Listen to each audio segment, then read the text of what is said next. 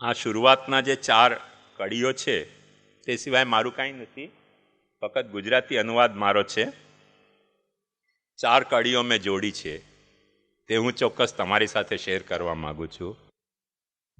એ પણ મહાપ્રભુજીના ગ્રંથોનો વચનોનો અનુવાદ જ છે અને તે એવી રીતે છે: ભગવત પ્રેમથી ભિન્ન નથી કાંઈ સાધન ઉત્તમ, શ્રી ભાગવત શ્રવણ પઠન સાધન સર્વોત્તમ, દ્રવ્ય લાભના અર્થે કરતા તે અધમાધમ, દંભ પ્રયોજન રહિત હોય તો જાણો સત્તમ. આ નિબંધનું વચન છે. વલ્લભનો ઉપદેશ ભૂલવો તે જ મતિભ્રમ, એ શ્રી ગુસાઈજીનો તસ્માત શ્રી વલ્લભાખ્ય તદુદિત વચનાદ અન્યથા રૂપયંતી ભ્રાંતા યતે નિસર્ગા, એ વાતનો અનુવાદ કર્યો છે. વલ્લભનો ઉપદેશ ભૂલવો તે જ મતિભ્રમ, પુષ્ટિમાર્ગ અનુગામી થવાનો આ કેવો ભ્રમ, શ્રી ગોપીનાથ પ્રભુચરણ વલ્લભ સુત સક્ષમ, પંચશતી નિષ્ઠાપ્રદ ઉત્સવ થશે મહત્તમ. આ 4 કડીઓ મેં આમાં જોડી છે. બાકી બધું જે ભાગવતાર્થ નિબંધમાં ના સાર રૂપે ગોકુલરાય ભટ્ટ અને ઘનશ્યામ ભટ્ટજીએ જે ભાગવતાર્થનો સંકલન કર્યો છે તેનો મેં સંકલિત અનુવાદ અહીંયા કર્યો છે. એ બંને જુદા જુદા ગ્રંથો છે. મેં એમને સંકલિત કરીને આ આધારપત્ર બનાવ્યો છે અને એ આધારપત્રના આધારે આપણે આ ચર્ચા આગળ જશું. પણ એમાં થોડીક જે મુદ્દાની વાતો સમરી તરીકે તમારી સામે રજૂ કરવા માંગીશ. અને ભાગવત પોતે ભાગવતનું મૂલવણી કેવી રીતે કરે છે પોતાના ઉપદેશની, તેના માટે બીજા પૃષ્ઠ ઉપર મેં ભાગવતનો વચન પ્રથમ સ્કંદ દ્વિતીયાધ્યાય 5 થી 14મા શ્લોકનો અહીંયા અનુવાદ કર્યો છે. અને તેમાં એમ કહ્યું છે કે મનુષ્ય માટે સૌથી શ્રેષ્ઠ ધર્મ તો તે જ હોય કે જેને કારણે અધોક્ષજ ભગવાનમાં ફલો માટે કોઈ પણ કામનાથી રહિત, અહૈતુકી અને રોગ વગેરે પ્રતિબંધોથી રહિત અપ્રતિહતા ભક્તિ સિદ્ધ થઈ શકે. આ કારણે પોતે પરમાત્માની માફક જ ભગવત ધર્મોના આવેશવશ જીવાત્માનું અંતઃકરણ પણ સુપ્રસન્ન બની શકે છે. મૂળ મુદ્દો એ છે. હવે વાત ધ્યાનથી સમજો કે ભગવાનનું બ્રહ્મ હોવું, એકંદરે હું એકદમ 5મા જે આપણો પાસો છે, 5મો પાસો, એનાથી વાત શરૂ કરીએ કે તમારા ઘરમાં બિરાજતો, તમારે માથે બિરાજતો ઠાકુર બ્રહ્મ છે એ તમને કેવી રીતે ખબર પડે? એ તો કાં તો શિલાની મૂર્તિ છે, કાં કોઈ કાગળ ઉપર ચિત્ર છે, કાં કોઈ ધાતુની મૂર્તિ છે.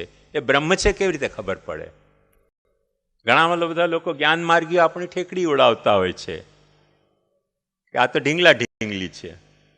બ્રહ્મ છે કેવી રીતે ખબર પડે? એક મુદ્દો છે.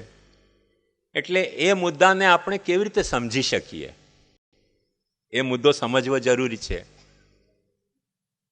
બ્રહ્મ અધોક્ષજ છે. અધોક્ષજ એટલે શું? કે આંખથી જે કાંઈ દેખાતું હોય તે જ્ઞાનની પરિધિમાં, તે જ્ઞાનના ક્ષિતિજમાં દેખાતી એ વસ્તુ નથી. હવે એ ક્ષિતિજમાં જો એ દેખાતી વસ્તુ ન હોય, અધોક્ષજ હોય, એટલે જ્ઞાનથી જે કાંઈ, આપણા આંખથી જે કાંઈ દેખાતું હોય, કાનથી જે કાંઈ સંભળાતું હોય, એનાથી જો ઉપર હોય અથવા ગહન હોય તો આપણા સેવ્ય સ્વરૂપનું બ્રહ્મ હોવું આપણને ખબર પડે નહીં. સૌથી પહેલી વાત ભાગવત એમ કહે છે કે એ અધોક્ષજ ભગવાનમાં કોઈ પણ ફલ કામનાથી રહિત, અહેતુકી અને અપ્રતિહતા ભક્તિ સિદ્ધ થાય. હવે મહાપ્રભુજી એક ચોખ્ખી વાત કહે છે અહીંયા જ, આ સુબોધનીમાં જ, કે ચિત્તે ભગવત પ્રેમ સંપાદનીયમ, પ્રેમ સંવલિતં ચિત્તમ સર્વત્ર વિદ્યમાનમ ભગવંતમ સ્વયમેવ ગૃહ્ણાતિ. તમારા ચિત્તમાં પ્રેમ હશે તો ભગવાન સર્વત્ર વિદ્યમાન છે એ તમને પોતાની મેળે જણાઈ જશે, શાસ્ત્રોના પ્રમાણ વગર. પણ ક્યારે? કે જ્યારે તમારા ચિત્તમાં ભગવત પ્રેમ હોય તો. હવે ભગવત પ્રેમ રહિત ચિત્તથી આપણે જોવા જશું તો આપણા સેવી ઠાકુરજીમાં પણ આપણને ફક્ત ધાતુ કે શિલાની મૂર્તિ જ દેખાશે, ભગવાન નહીં દેખાય. કૃષ્ણ કદાચ દેખાય, કેમ કે કૃષ્ણનો રૂપ ત્યાં હોય છે, પણ ભગવાન ન દેખાય. ભગવાન ન દેખાય તો પરમાત્મા ક્યાંથી દેખાય? અને પરમાત્મા ન દેખાય તો બ્રહ્મ ક્યાંથી દેખાય, જે અધોક્ષજ છે. સૌથી પહેલા મુદ્દો એક સમજવાનો આ છે આ બાબતમાં કે બ્રહ્મને જો સમજવું હોય તો આપણે બે વાતનું સ્પષ્ટીકરણ સમજી રાખવું જોઈએ. ઘણી બધી વસ્તુઓ આપણને દેખાતી હોય છે પણ આપણે જોતા નથી હોતા. ઘણી વસ્તુઓ આપણને સંભળાતી હોય છે પણ આપણે સાંભળતા નથી હોતા. કોઈક ધ્યાન દોરવે તો આપણને ખ્યાલમાં આવે. હવે જો હવા ચાલી રહી છે અને આમાં પણ એક અવાજ આવી રહી છે, પણ તમે સાંભળશો તો તમને સંભળાશે. કાનમાં અવાજ તો જાય છે તમને, પણ તમે ન સાંભળો તો તમને ન સંભળાય. જો તમે મને સાંભળતા હશો તો તમને મારો અવાજ સંભળાશે, પણ આ નહીં સંભળાય. અને આને સાંભળતા હશો તો હું ભલે અહીંયા માઇકમાં બોલતો હું ને, પણ આ નહીં સંભળાય. ચિત્તમાં વિક્ષેપ હશે તો એ જ સંભળાશે. ચર અવાજ આવી રહી છે કે નહીં? ઘણી વસ્તુઓ સંભળાતી હોય છે પણ આપણે સાંભળતા નથી હોતા. ઘણી વસ્તુ આપણે સાંભળતા હોય છે પણ જે સાંભળવાનું હોય તે સાંભળી શકતા નથી હોતા. ઘણી વસ્તુ જોતા હોઈએ છે, દેખાતી હોય છે પણ આપણે જોતા નથી હોતા. ઘણી વસ્તુ આપણે જોતા હોઈએ છીએ પણ આપણને દેખાતી નથી હોતી. એક સામાન્ય વાત સમજો કે જે કરિયાણાનો વ્યાપારી હોય કે જે હીરા મોતીનો વ્યાપારી હોય, એને દેખાય છે ને આપણને દેખાય છે. કાપડનો જે વેપારી હોય તો એ સાચો હીરો છે કે કાચનો ટુકડો છે? જે હીરાનો પારખી હોય એને દેખાય છે બધાને, તમને મને દેખાય છે, પણ જે હીરાનો પારખી હશે તેને હીરો એમાં જોઈ શકશે, અને જે હીરાનો પારખી ન હોય તેમાં કાચનો ટુકડો દેખાશે.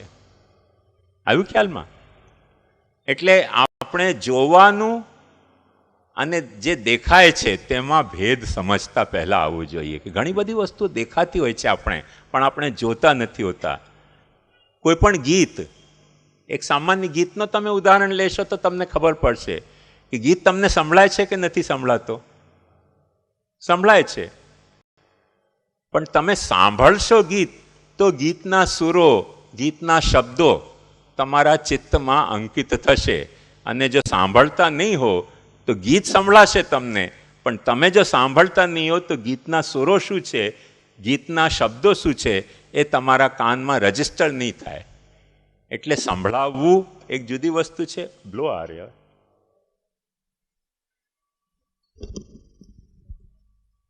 તો સાંભળવું એક જુદી વસ્તુ છે અને સંભળાવવું જુદી વસ્તુ છે. દેખાવું એક જુદી વસ્તુ છે અને જોવું એક જુદી વસ્તુ છે. એક હમણાં જ પ્રયોગ કરીને જુઓ, તમને તરત ખ્યાલ આવશે. તમે બધા જમીન ઉપર બેઠા છો, જમીનની કઠોરતાનો અનુભવ તમને થઈ રહ્યો હતો કે નહોતો થઈ રહ્યો મારા કહેવાના પહેલા? પણ કહ્યો ત્યારે ખ્યાલમાં આવ્યો. તમે સાંભળી રહ્યા હતા મને, પણ જમીનની કઠોરતાનો અનુભવ તમને થઈ રહ્યો હતો? બેઠા હતા, કઠોરતા અનુભવાઈ રહી હતી પણ તમે અનુભવી નહોતા રહ્યા. તો અનુભવાવું એક જુદી વસ્તુ છે અને અનુભવ કરવો એક જુદી વસ્તુ છે. એમ જોવું જુદી વસ્તુ છે અને દેખાવ, કોઈ વસ્તુ દેખાય છે તે જુદી વસ્તુ છે. એનો પ્રભેદ આપણને સૌથી પહેલા સમજમાં આવવો જોઈએ. બ્રહ્મ આપણને દેખાય છે પણ આપણે બ્રહ્મને જોતા નથી હોતા.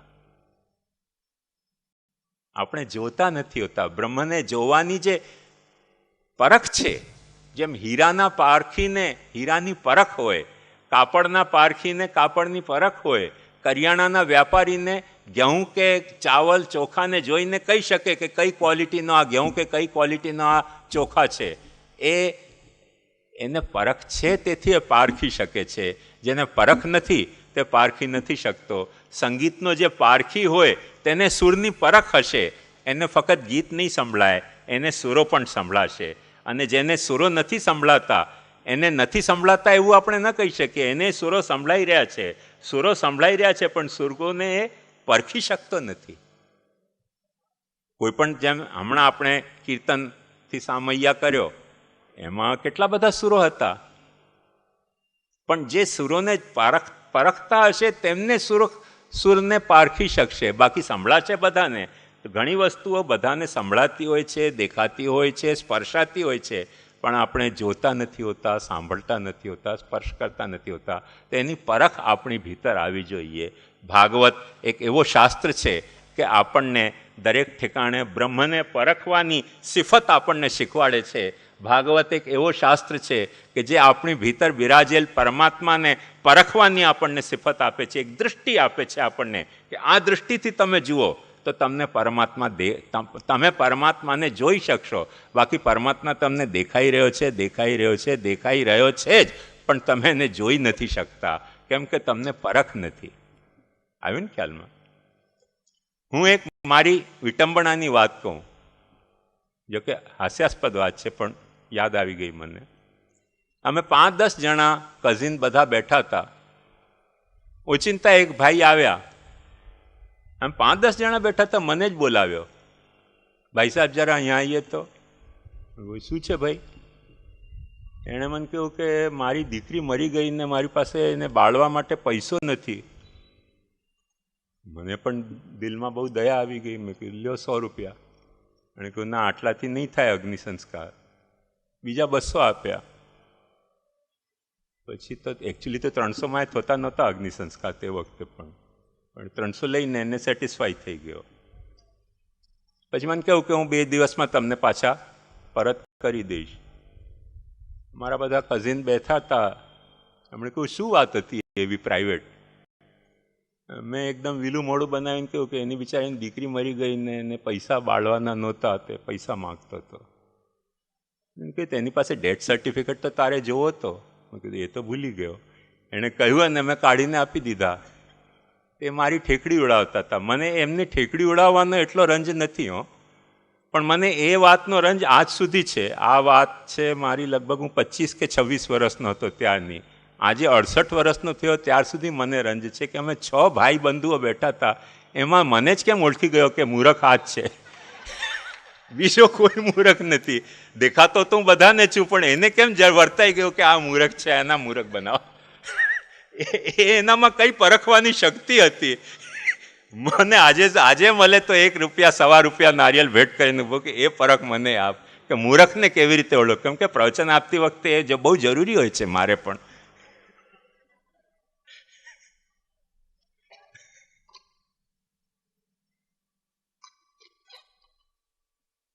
તો એ જે પરખ છે ને, તમને દેખાઉં છું મૂરખ, એ કેમ ઓળખી ગયો? કાંઈક હશે ને એનામાં સિફત, કાંઈક સિફત હશે કે આ જે તીર છે મારો બરાબર અહીંયા લાગશે ને ઘા થશે ને થશે, અને ઓળખી ગયો મને. એ શકલ જ નથી દેખાતી. મને મળે તો ખરેખર 1.25 રૂપિયા નારિયેલ ભેટ દઈને પૂછ્યું ભાઈ ઓળખ્યો કેમ તે મને, એ બતા પહેલા, પછી બીજી વાત. ઝઘડો નથી, મારે રૂપિયા નથી જોઈતા, બીજા 1.25 રૂપિયા નારિયેલ ભેટ કરું. ઓળખ્યો કેમ તે? એ પરખ શું છે એ હજી સુધી મને નથી મળી હો. તો એ પરખ આવી જોઈએ માણસને. પરખ આવી જાય ને તો જો દેખાય તો ઘણું બધું છે આપણને, પણ પરખતા નથી હોતા ને એટલે આપણને જોઈ શકતા નથી. એટલે પરખ આપણને ભાગવત આપે છે. તેવી રીતે પરમાત્માની, ભગવાનની પરખ આપે છે. એ પરખ બધી શું છે એ અહીંયા ભાગવતમાં સમજાવવામાં આવ્યું છે. અને તેથી ભાગવત એમ કે છે કે સૌથી પહેલી પરખ જેટલા પણ નામરૂપ કર્મ સૃષ્ટિમાં પ્રકટ થયા છે, જેટલા પણ નામરૂપ કર્મ સૃષ્ટિમાં પ્રકટ થયા છે, એ નામરૂપ કર્મથી આપણે વસ્તુઓને પરખી રહ્યા છીએ. દાખલા તરીકે તમે આને ટેબલ કહો છો. ટેબલ કહો છો, ટેબલ આનું નામ છે. ટેબલનું કાંઈ કામ છે, ટેબલનું કાંઈક રૂપ છે, તે રૂપે આને પરખી રહ્યા છો. બહુ વધારે કદાચ જોર લગાવશો તમે તો લાકડાનું છે કે મેટલનું છે કે પ્લાસ્ટિકનું છે, એ રીતે તમે પરખી જશો. ઉપનિષદ કહે છે કે ના, એમ નહીં. જે વસ્તુ છે તેનું હોવાપણું એ બ્રહ્મનું લક્ષણ છે. જે છે તે બ્રહ્મ છે. યદ્વૈ કિંચ અનુક્તમ તસ્ય સર્વસ્ય બ્રહ્મ ઇતિ એકતા. જે કાંઈ તમે કહી શકો છો, જે કાંઈ તમે જાણી શકો છો, જે કાંઈ તમે જોઈ શકો છો, સાંભળી શકો છો, એ છે તો એનું હોવું એ બ્રહ્મનું લક્ષણ છે. હવે પરખો તમે કે વસ્તુ છે કે નહીં. છે તો સચ્ચિદાનંદ બ્રહ્મનો સદંશ એમાં વિલસી રહ્યો છે. તમે જે કાંઈ જાણી શકો છો, ઘણું બધું આપણે જાણતા હોય છે. પેલો માણસ જેવી રીતે મને જાણી ગયો. પણ એક વાત સમજો કે જાણવું, આપણે આ નામરૂપ કર્મોને જાણીએ છીએ. આ નામરૂપ કર્મોની પાછળ રહેલો જે આત્મા છે, એ આત્માને જાણવો એ કઈ રીતે સંભવે? તો ભાગવત કહે છે કે જ્યાં પણ આપણે જાણી રહ્યા છે તે જાણવું ચૈતન્યનું લક્ષણ છે. અને ચૈતન્ય એ બ્રહ્મનું સ્વરૂપ છે. સચ્ચિદાનંદ પૈકી ચિત્ત હોવું. હવે ક્યાંય પણ તમને ચિત્ત દેખાય તો તમને ચિત્ત તરીકે એને બ્રહ્મ તરીકે પરખતા આવડવું જોઈએ કે અહીંયા ચિત્ત છે કે નહીં, ચૈતન્ય છે કે નહીં. ડૉક્ટર આપણી નાડી જુએ તો શું જુએ? એક વાત સમજો, જુએ તો જુએ શું? આપણે એમ કહીએ નાડીના ધબકારા જુએ છે. અરે પણ નાડીના ધબકારામાં પણ જોવે શું છે? કે ચૈતન્ય છે કે નિશ્ચેતન થઈ ગયો? ચૈતન્ય હશે તો નાડી ધબકતી હશે, નિશ્ચેતન થઈ ગયો હશે તો નાડી ધબકતી નહીં હોય. એટલે ડૉક્ટર પણ જ્યારે આપણી નાડી તપાસે છે ત્યારે આપણા ચૈતન્યને પરખવાનો પ્રયાસ કરે છે. ઉપનિષદ કહે છે કે એ ચૈતન્ય બ્રહ્મનું ચૈતન્ય છે. જ્યાં ચૈતન્ય હોય ત્યાં તમને બ્રહ્મને પરખવાની શક્તિ હોવી જોઈએ. ઉપનિષદ એમ પણ કહે છે કે જેટલું પણ આપણને ક્યાંય પણ કોઈક વસ્તુ પ્રિય લાગે છે એ બ્રહ્મના આનંદ હોવાનો ગુણધર્મ છે. એ જો આનંદ ન હોય તો કોઈક વસ્તુ પ્રિય આપણને લાગે નહીં. તસ્ય પ્રિયમેવ શિર મોદો દક્ષિણ પક્ષ પ્રમોદ ઉત્તર પક્ષ આનંદ આત્મા બ્રહ્મ પુચ્છમ પ્રતિષ્ઠા. એટલે ક્યાંય પણ કોઈને પણ કાંઈ પણ આ ભગવાનની વાત નથી, આ જ્ઞાન વૈરાગ્યની વાત નથી, આ તો ડુક્કરથી લઈને બ્રહ્માજી સુધીની વાત છે. કે કોઈને જે વસ્તુ, જ્યાં જે વસ્તુ પ્રિય લાગે છે એ પ્રિય જે લાગી રહી છે તે એના આનંદનો સ્વભાવ પ્રતિફલિત થઈ રહ્યો છે. એ આનંદ રૂપ છે, તેથી આપણને પ્રિય લાગે છે. તો ત્યાં આપણને બ્રહ્મ સચ્ચિદાનંદ બ્રહ્મનો આનંદને પરખવાની આપણામાં દૃષ્ટિ હોવી જોઈએ. અને જો એ સચ્ચિદાનંદ બ્રહ્મને આપણે પરખી શકીએ તો આપણા ઠાકુરજીમાં આપણને સત અનુભવાય છે કે નથી અનુભવાતો. આપણે કોઈક વખતે આપણા ઠાકુરજીમાં શણગાર ધરાવીએ, એમના ચહેરા મુખારવિંદ ઉપર કોઈક વખતે સ્મિત દેખાતું હોય, કોઈક વખતે સ્મિત ન દેખાતું હોય, તો એ જે ધબકારાઓ છે ભાવોના સ્વરૂપના મુખારવિંદમાં જણાતા, એ ધબકારાઓમાં આપણને ચૈતન્ય પ્રભુનો અનુભવાય છે કે નથી અનુભવાતું. અને એ પ્રભુ આપણને પ્રિય છે કે નહીં? જો પ્રભુ આપણને આપણા માથે બિરાજતો સ્વરૂપ આપણને પ્રિય છે તો એમાં પ્રભુનું બ્રહ્મનું આનંદ ઝલકી રહ્યું છે કે નથી ઝલકી રહ્યું? આ એક થોડી નાનકડી દૃષ્ટિ જો તમે પરખની એ કેળવો ને, જેમ ઘીને આપણે આમ કરીને, અત્તરને આપણે આમ કરીને સૂંઘીને જોઈએ, કાપડને આપણે આમ કરીને કાંઈ કંઈક જોતા હોય છે ને, પાલુને આમ. તો એ મને આજ સુધી ખબર નથી પડતી. બધા જોઈએ તો હું પણ જોઈ લઉં, પણ આમાં શું ખબર પડતી હોય છે મને પરખ ખબર નથી પડતી. પણ કાંઈક આમ જોતા હોય છે તો એમ જે સાડીને કે ધોતરને આમ કરીને જુએ, એ જે પરખ છે એની, એ પરખ આપણને એમાં પ્રિયતા જણાતી હોય, તમારો ઠાકોર તમને પ્રિય જણાતો હોય, તેમાં તમને સચ્ચિદાનંદ બ્રહ્મ જણાઈ રહ્યો છે. તમારામાં પરખ પેદા હોવી જોઈએ. એ જો ન પરખ થતી હોય તો તમને તમારા ઠાકુરમાં મૂર્તિપણું જણાશે, ચિત્રપણું જણાશે, શિલાપણું જણાશે, મેટલ જણાશે, પણ બ્રહ્મ નહીં જણાય. તો એક પરખ કેળવો. ખ્યાલમાં આવ્યું તમને? તેના પછી બ્રહ્મ પછી એક પરમાત્માની વાત આવે છે. તો પરમાત્મા એટલે શું કે જીવાત્માના ભીતર રહેલો જે આત્મા, જીવાત્માના ભીતર રહેલો આત્મામાં એમ કહેવાય છે કે નવારે સર્વસ્ય કામાય સર્વમ પ્રિયમ ભવતી, આત્મનસ્તુ કામાય સર્વમ પ્રિયમ ભવતી. તમારા ભીતર જો એના માટે પ્રિયતાનો ભાવ જાગી રહ્યો છે તો એ તમારો પરમાત્મા છે કે નહીં? કેમ કે તમારો આનંદ તમને ત્યાં સેટિસ્ફાઈ થતો હોય તમારા સ્વરૂપમાં, તો ત્યાં પરમાત્મા પ્રકટ થઈ ગયો. અને જો એનો તમે ભજન કરતા હો તો એ ભગવાન થઈ ગયો, અને જો તમે એનું ભજન ન કરતા હો તો એ મૂર્તિ બની ગઈ. એટલે શ્રી ગોપીનાથજી આજ્ઞા કરે છે કે વ્યંગાંગીમપી સેવેત યધિ ભાવો ન બાધતે. તમારો ભાવ જો સંતુષ્ટ થતો હોય તો ખંડિત મૂર્તિ પણ હોય તો તમે સેવા કરો તો એ ભગવાન છે. ભગવાન ખંડિત નથી. મૂર્તિ રૂપે કદાચ એ ખંડિત તમને અનુભવાતો હશે, પણ ભગવાન રૂપે એ અખંડિત છે. જો તમારા ભજનનો ભાવ ત્યાં ખંડિત ન થયો હોય તો. એક સાધારણ વાત સમજો કે ગિરિરાજજીમાં કયું આકાર હોય છે, શાલિગ્રામજીમાં કયું આકાર હોય છે, નર્મદેશ્વર મહાદેવમાં કયું આકાર હોય છે? ગોલમટોલ હોય છે બધા. આ બધા આળા અવળા હોય છે. ગિરિરાજજી કે કાંતાનાજી એ બધા આળા અવળા હોય. એમાં કયો આકાર હોય છે? પણ જો આપણને ભજનનો ભાવ હોય તો એમાં ભગવત્વ આવી જતું હોય છે. ભજનનો ભાવ ખંડિત થયો તો ભગવતપણું એમાં ખંડિત થઈ જતું હોય છે. મુદ્દાની વાત તમને સમજમાં આવી? જો તમે ભજન કરો છો તો તમે એના ભક્ત છો. તમે એના ભક્ત છો તો એ તમારો ભગવાન છે. એ ભગવાન પછી શ્રી કૃષ્ણ આવશે. એ કૃષ્ણ ક્યાંથી આવશે?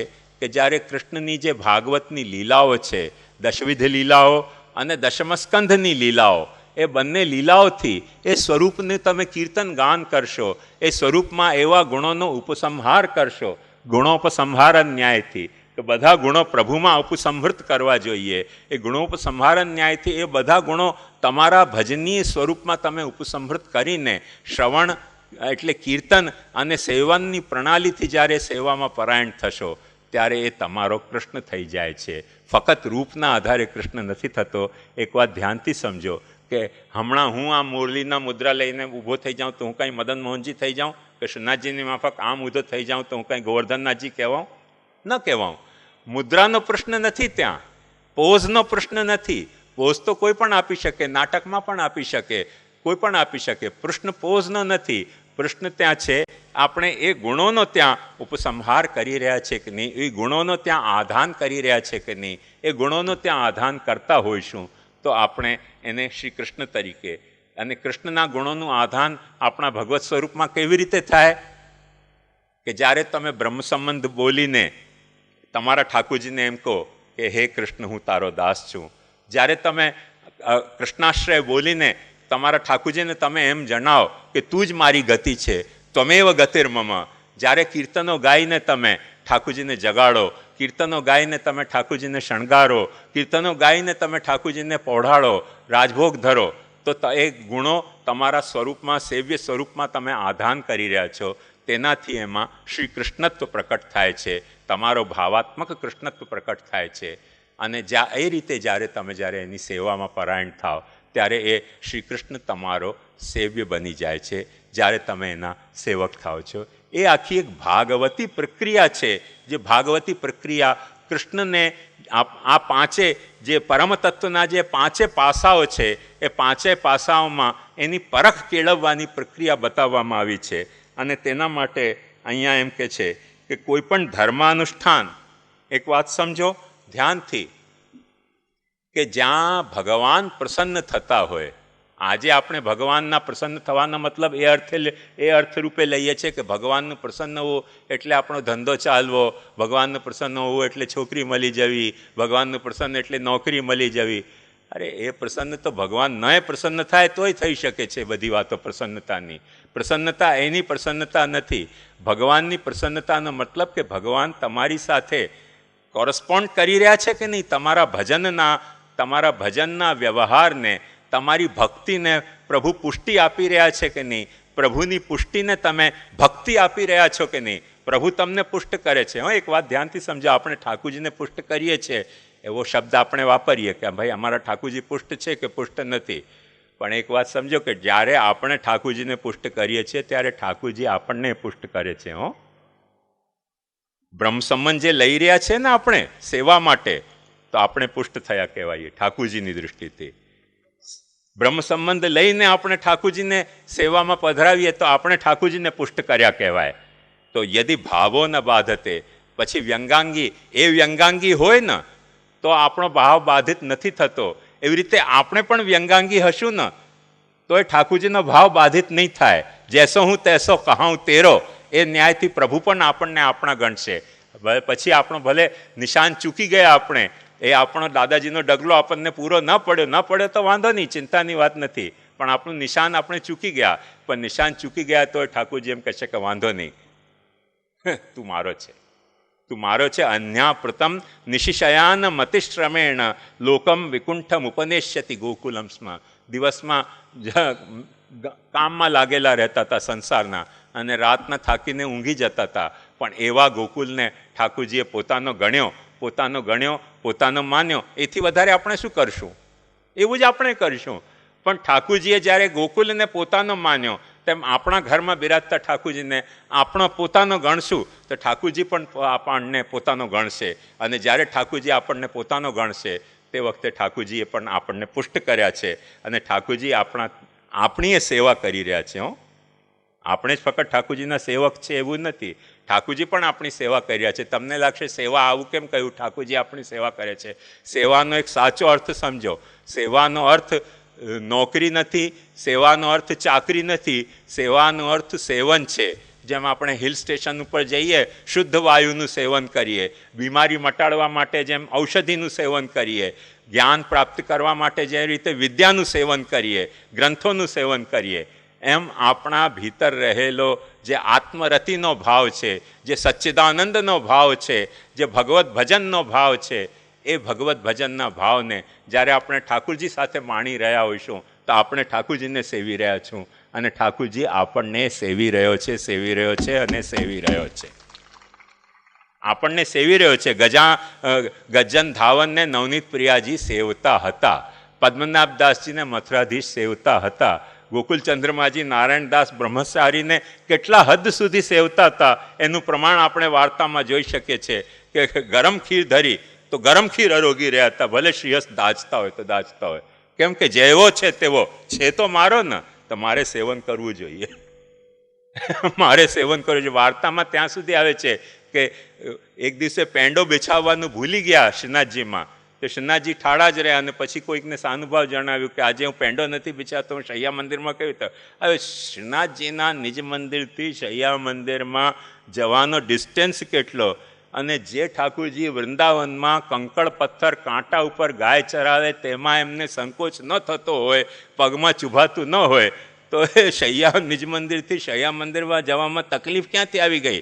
પણ મહાપ્રભુજીની પ્રણાલીને સેવતા હતા ને એટલે શ્રીનાથજી એમ જતાવ્યું કે પેંડો નથી બિછાવ્યો એટલે હું નથી જઈ શકી રહ્યો શૈયા સુધી.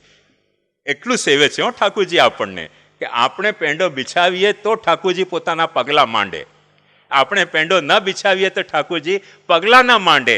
એટલું ઠાકુરજી આપણે સેવે છે, આપણે એટલા ઠાકુરજીને સેવીએ છીએ. એ આખી પરસ્પર સેવનની પ્રક્રિયા છે, એકબીજાના સેવનની પ્રક્રિયા છે. ઘણા લોકો એમ સમજતા હોય છે કે ભમરો જે છે ને એ કલીઓનો અને પુષ્પોનું સેવન કરે છે. સાચી વાત છે, અર્ધ સત્ય છે. પુષ્પ અને કલીઓ પણ ભ્રમરનું સેવન કરતી હોય છે. એક સાયન્ટિફિક ફેક્ટ છે. એ ડિટેલમાં હું હમણાં નથી જતો, પણ એક સાયન્ટિફિક ટ્રુથ છે કે પુષ્પ અને કલીઓ પણ ભ્રમરનું સેવન કરતી હોય છે, જેવી રીતે ભ્રમર પુષ્પનું સેવન, કલીઓનું સેવન કરતું હોય છે. આપણે કદાચ ભ્રમર હોઈશું તો ઠાકુરજી આપણા પુષ્પ હશે, આપણે કદાચ પુષ્પ હશું તો ઠાકુરજી આપણા ભ્રમર હશે. આપણે એકબીજાને સેવન કરી રહ્યા છીએ, અને એકબીજાને સેવન કરવાનો જે આખો અભિગમ છે એ ભાગવતનો મૂળ રહસ્ય છે. એ વાત ભૂલતા નહીં. અને એ વાતને અહીંયા ભાગવત સમજાવે છે કે કે સામાન્ય રીતે માણસની જે પરિભાષા કરવામાં આવી તે એ રીતે કરવામાં આવી. યુરોપ અમેરિકામાં લોકો એમ કહે છે main is rational animal, main is social animal.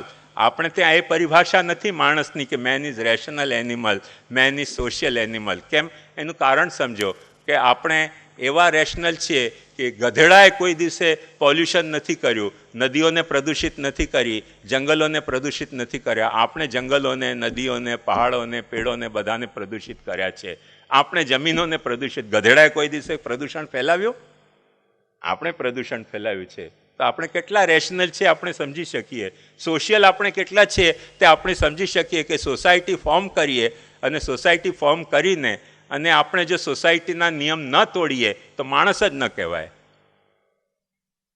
તો સોશિયલ ક્યાં રહ્યા આપણે? મને નથી લાગતું કે આજ સુધી કોઈ પણ કીડીએ પોતાના સોશિયલ નોર્મ તોડ્યા હોય કે એક ખાંડનો ડલો એને મળે, સાકરનો ડલો મળે અને બીજી કીડીઓને બોલાવીને એકલી ખાઈ જાય. આપણને તો કાંઈક મળે તો ચટ જ કરી જાય. તો આપણે સોશિયલ કે કીડી સોશિયલ? એક ભમરાને કોઈક પુષ્પ કોઈક ઠેકાણે ખેલેલું હોય, બધાને એકઠા લઈને મધમાખીઓ લઈ જતી હોય છે તે પુષ્પમાં તરફ, અને આખો મધ ત્યાંથી સંચય કરીને પોતે નથી ખાતી પણ મધુપુડામાં જમા કરે. એટલી સોશિયલ છે. તો આપણે સોશિયલ છે કે એ લોકો સોશિયલ છે? આપણે નથી સોશિયલ, નથી આપણે રેશનલ, નથી બુદ્ધિમાન કે નથી સામાજિક પશુ. આપણે સ્વાર્થી પશુ છીએ. પણ આપણા સ્વાર્થ ઉપર કાબૂ મેળવવા માટે શાસ્ત્રે આપણને એક સિફત સમજાવી કે જો તમે માણસનો, તમને આ જે શું ગુજરાતીમાં કહેવાય,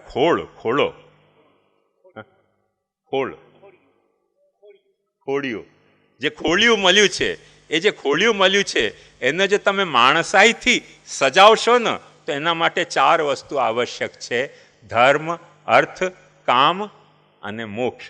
એની સમતુલા. ધર્મની ઘેલછા નહીં, અર્થની ઘેલછા નહીં, કામની ઘેલછા નહીં અને મુક્તિની ઘેલછા નહીં. એની સમતુલા. સમતુલા એટલે સ્વસ્તિક. સ્વસ્તિકના 4 જે ચરણ હોય ને એ સમતુલામાં હોય. અને એક સ્વસ્તિક આમ ઢલતો હોય તો બીજો અહીંયાથી ઢલે છે, બીજો અહીંયાથી ઢલે છે, તો એ એના તરફ લઈ જાય છે. એનો એક ચક્ર ચાલવો જોઈએ સ્વસ્તિકની માફક, કે જ્યાં એક લાઈન પૂરી થાય ત્યાંથી બીજી લાઈન મળે. એટલે ભાગવત આપણને સમજાવે છે કે તમારો અર્થ જે છે એ ધર્માર્થ હોવો જોઈએ, તમારો ધર્મ મોક્ષાર્થ હોવો જોઈએ. મોક્ષ પાછો એવો ન હોવો જોઈએ તમારો કે અર્થ, કામ અને ધર્મમાં વ્યાઘાત ઉત્પન્ન કરનારો હોય. એનો એક સ્વસ્તિક હોવો જોઈએ. સ્વસ્તિકનો અર્થ આપણે આજે સાથિયા સમજે છે. સાથિયું કહો ને, સાથિયું કે સાથિયા, સાથિયું. તે સાથિયું જે છે ને એ સાથિયું એ તો ગુજરાતીનો સારો અનુવાદ છે એનો, પણ સંસ્કૃતનો એનો અર્થ બહુ સુંદર છે. સુ અસ્તિ કરોતિ ઇતિ સ્વસ્તિક. સુ અસ્તિ કરોતિ ઇતિ સ્વસ્તિક. જે તમારું સુ અસ્તિ, જેમ સુ આગત કરે તેને સ્વાગત કહેવાય, એમ સુ અસ્તિ કરે તેને સ્વસ્તિક કહેવાય. તો આપણા જીવનનું સ્વસ્તિક શું છે? ધર્માર્થ, કામ, મોક્ષનું સમતુલાપણું હોવું. ત્યાં સુધી ભાગવત સિવાયના બીજા બધા શાસ્ત્રો આપણને લઈ ગયા હતા. મનુષ્યને મનુષ્ય બનાવવા માટે આટલી મિનિમમ રિક્વાયરમેન્ટ છે કે આપણામાં ધર્માર્થ, કામ, મોક્ષનો સ્વસ્તિક જળવાવો જોઈએ, સાથિયું જળવાવું જોઈએ. પણ પછી ભાગવતકાર આપણને એમ સમજાવે છે કે આ સ્વસ્તિક તો બહુ સારી વસ્તુ છે, સ્વસ્તિકમાં કોઈ ખરાબી નથી, સ્વસ્તિક હોવું જ જોઈએ. પણ આ સ્વસ્તિક પણ એક ભગવાનની ભક્તિના વર્તુળના ભીતર ફરતો હોવો જોઈએ. ભગવાનની ભક્તિના વર્તુળમાં જ્યારે આ સ્વસ્તિક ફરે છે, એ સ્વસ્તિકનું ભગવાનની ભક્તિમાં ફરવું એનો અર્થ સમજો સ્પષ્ટ કે તમારો ધર્મ તમારી ભક્તિ માટે હોવો જોઈએ, તમારો અર્થ તમારી ભક્તિ માટે, ભગવત ભક્તિ માટે હોવો જોઈએ, તમારો કામ તમારી ભગવત ભક્તિ માટે હોવો જોઈએ, તમારો મોક્ષ પણ તમારી ભગવત ભક્તિ માટે હોવો જોઈએ. એ જ્યારે ભગવત ભક્તિના વર્તુળમાં તમારા ધર્માર્થ, કામ, મોક્ષનો સ્વસ્તિક હોય તો એને ભાગવત માણસના જીવનની સાર્થકતા એ અર્થમાં સમજે છે કે હવે તમે પૂરો રિસ્પોન્સ પ્રભુને આપી રહ્યા છો.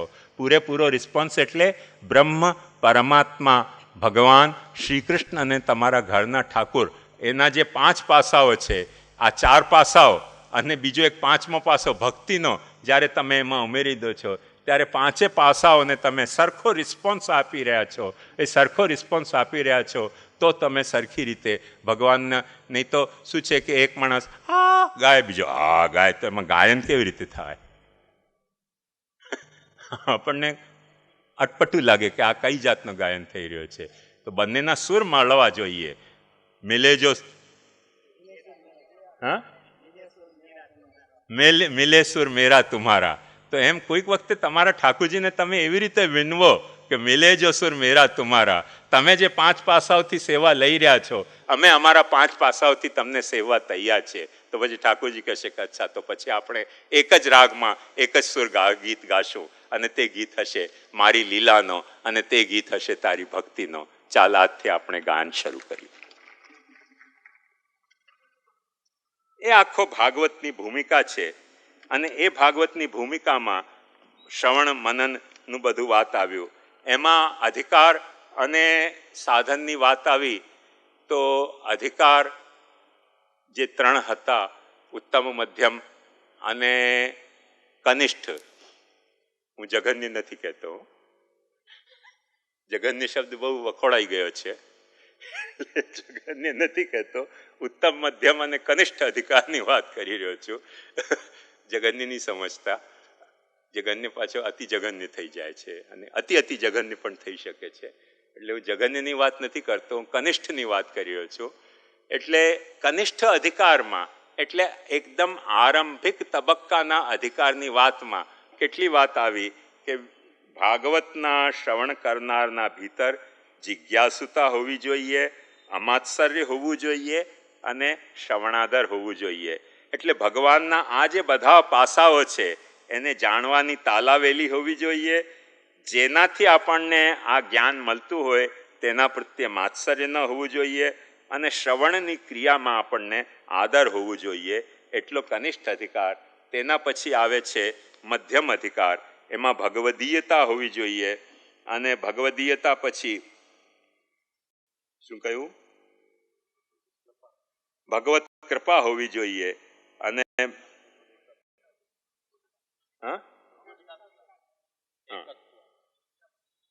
એ હોવું જોઈએ.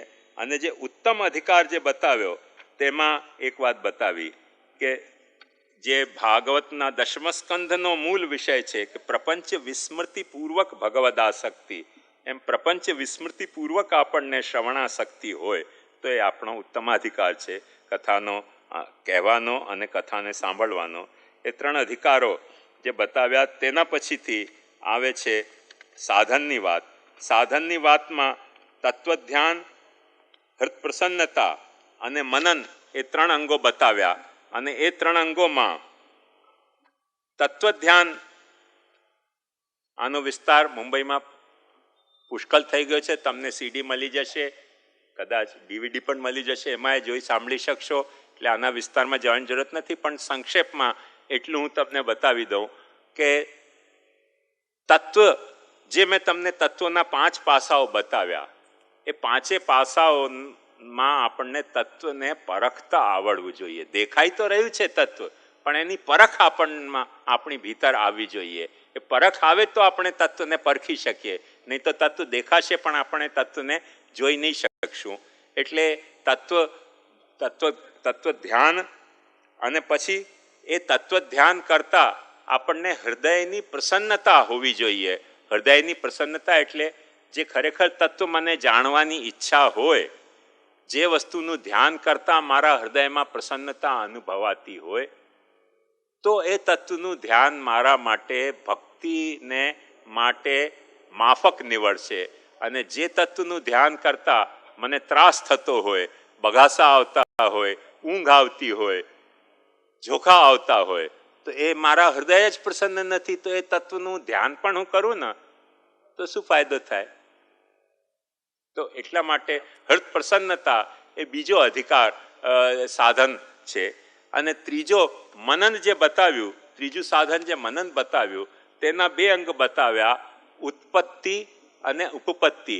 ઘણા લોકોને ઉત્પત્તિ અને ઉપપત્તિની બાબતમાં મૂંઝવણ હતી કે આ ઉપપત્તિ અને ઉત્પત્તિ શું છે. પણ એક વાત ધ્યાનથી સમજો. મુંબઈમાં આનો મેં જો કે માલકોષના ઉદાહરણથી સ્પષ્ટ કરવાનો પ્રયાસ કર્યો, પણ કદાચ તમને સ્પષ્ટ ન થઈ હોય તો ફરીથી એક વાત સ્પષ્ટ કરી દઉં કે કોઈ પણ વસ્તુને જેનું આપણે ધ્યાન કરતા હોઈએ, જેનાથી આપણને પ્રસન્નતા થઈ રહી હોય, એનો ઔચિત્ય આપણને ખ્યાલમાં આવવું જોઈએ. ઔચિત્ય ન ખ્યાલમાં આવે, કોઈ સારામાં સારી વસ્તુ હોય, ઉત્તમમાં ઉત્તમ વસ્તુ હોય, પણ આપણને એનું ઔચિત્ય ન ખ્યાલમાં આવતું હોય ને, તો એની ઉત્તમતા જળવાતી નથી. હશે ઉત્તમ પોતાનામાં, પણ આપણે એની ઉત્તમતાને નભાવી નહીં શકીએ, ટકાવી નહીં રાખી શકીએ. એક બહુ કદાચ તમે વાંચ્યું હશે, કૃષ્ણદેવ રાયના વંશજો હજી પણ સાઉથમાં છે. હવે રાજાઓ નથી રહ્યા, સાધારણ નાગરિકો થઈ ગયા. કૃષ્ણદેવ રાયના વખતથી આજ સુધી એમને ત્યાં એક શાલિગ્રામજીની સેવા થતી હતી. ચઢા ચંદન, ચઢા ચંદન, ચંદનમાં એકદમ લપેટીને મૂકી દીધા હતા. કોઈને ખબર જ નહીં શું છે. શાલિગ્રામ સમજીને સેવા કરતા હતા. હવે ત્યાં ભક્તિભાવ રહ્યો નહીં. ભક્તિભાવ રહ્યો નહીં તો કોઈકને થયું કે આ શાલિગ્રામજીનો ચંદનનો જે લેપ થઈ ચઢેલો છે એને ઉતારીને તો જો એ ચંદનનો લેપ ઉતાર્યો ત્યારે ખબર પડે કે શાલિગ્રામજી હતા જ નહીં. વડીલોએ કોઈ ચોરી ન જાય એટલા માટે ચંદન ચડાવી દીધું હતું. એ તો એકચ્યુઅલી માણિક હતો, આટલો મોટો માણિક. એની કોઈ કિંમત નથી, કોઈનું હીરાથી વધારે કિંમતી છે. હવે એક વાત સમજો, તત્વ ધ્યાન જાળવીને રાખ્યું તત્વને, પણ તત્વનું ધ્યાન નહોતું, એની ઉપપત્તિ નહોતી, એની ઉત્પત્તિ ખબર નથી કે શા માટે એમને ચંદન ચઢાવવામાં આવ્યું, કેમ ચંદન ચઢાવતા હતા. વડીલોને લાગ્યું કે હવે રાજ્ય તો રહ્યું નથી, રાજ્ય રહ્યું નહીં તો આવી બેશ કિંમતી વસ્તુને કોઈ કેવી રીતે જાળવી શકે, એટલે ચંદન ચોપડીને એમને રાખી દીધું સેવામાં, કે જે જુએ. અને આપણે ત્યાં પણ વાર્તામાં આવે છે ને, પેલા 27 સોના મોહરને એમાં લપેટીને લઈ આવ્યા. હા, તો એ રીતે છોપાવી દેતા હતા લોકો. તો તત્વ ધ્યાન, તત્વ ખબર ન પડે, તત્વ ન ખબર પડે તો એની ઉત્પત્તિએ ખબર ન પડે ને ઉપપત્તિએ ખબર ન પડે કે ભાઈ એનું ઔચિત્ય શું. હવે પૂજા ચાલતી હોય તો ચાલી રહી છે, હવે વડીલો કરતા આવ્યા છે, ચંદન ચડાવતા, આપણે ચંદન ઉમેરતા જઈએ. મેં એક ઠેકાણે વાંચ્યું કે ગુરુજી શાલિગ્રામજીનું પૂજન કરતા હતા, પછી ચેલાને સોંપીને ગયા કે તું પૂજજે, હવે અમારે જવાનું થાય છે. ચેલાએ પંચામૃત સ્નાન કર્યા, અમે કાગડો લઈ ગયો શાલિગ્રામજીને. હવે શાલિગ્રામજીને શોધવા ક્યાં?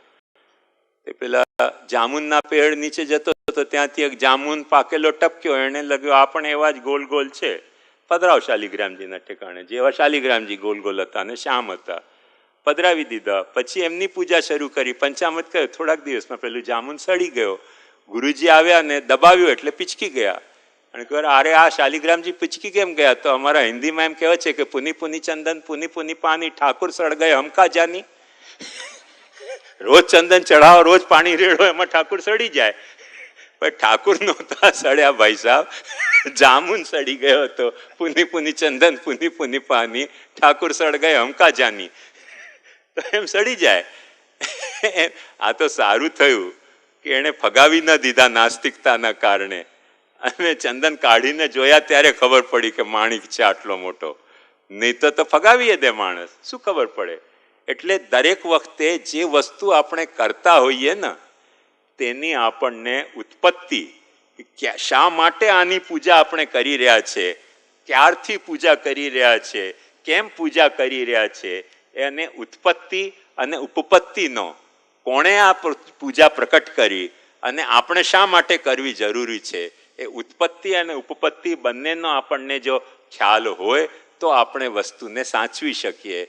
જો ખ્યાલ ન હોય તો આપણે એને સાચવી ન શકીએ.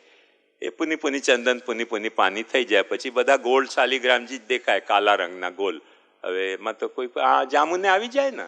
એટલે જે તત્વ આપણને તત્વ ધ્યાનની પ્રણાલીથી અને હૃદપ્રસાદથી મળ્યો છે તેની ઔચિત્ય આપણને સમજવું બહુ જરૂરી છે. અને ઔચિત્ય બે રીતે થાય, કાં તો એની કારણ મીમાંસા કરવાથી, કાં એની સ્વરૂપ મીમાંસા કરવાથી. કારણ મીમાંસા એટલે આપણે રાગમાં જેમ સારે મપ નિશા કરીએ તો સારંગ રાગ શેનાથી ઉત્પન્ન થયો? કે સારે મપ નિશાથી સારંગ રાગ ઉત્પન્ન થયો. પછી જે પણ સારંગના પદો હોય એમાં તમે સારે મપ નિશા તમે પરખી શકો કે અહીંયા સા આવ્યો, અહીંયા રે આવ્યો, અહીંયા મ આવ્યો, અહીંયા પ આવ્યો, અહીંયા ની આવ્યો, તો તમને ઉપપત્તિ મળી જશે કે તેથી આ પદ જે છે તે સારંગ રાગનો પદ છે. માલકોશમાં જેમ સાગા મધનિશા છે, તો સાગા મધનિશાથી માલકોશ રાગની ઉત્પત્તિ થાય છે. તો એ માલકોશ રાગની ઉત્પત્તિ તો થઈ ગઈ સાગા મધનિશા, પણ પછી કેટલા બધા ગીતો સાગા મધનિશાના પેલા ઉત્પન્ન થયેલા ગીતોની કેટલી બધી વેરાયટી હોઈ શકે.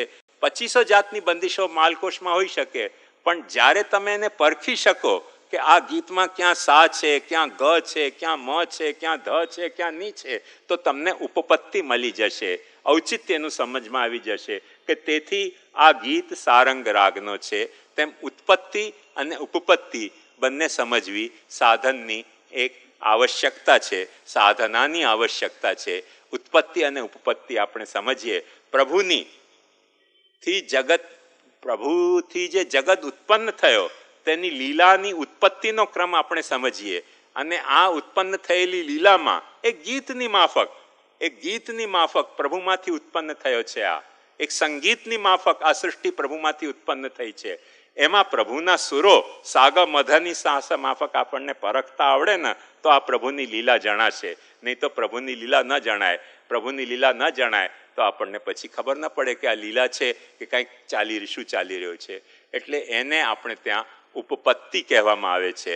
બીજું તમારે હજી પણ કંઈક જાણવું હોય તો હું ખુલાસો કરી દઈશ, પણ મૂળમાં પ્રથમ દ્વિતીય સ્કંદનો પ્રકરણ એટલો હતો. અને તૃતીય સ્કંધમાં હવે સર્ગ લીલા શરૂ થઈ રહી છે.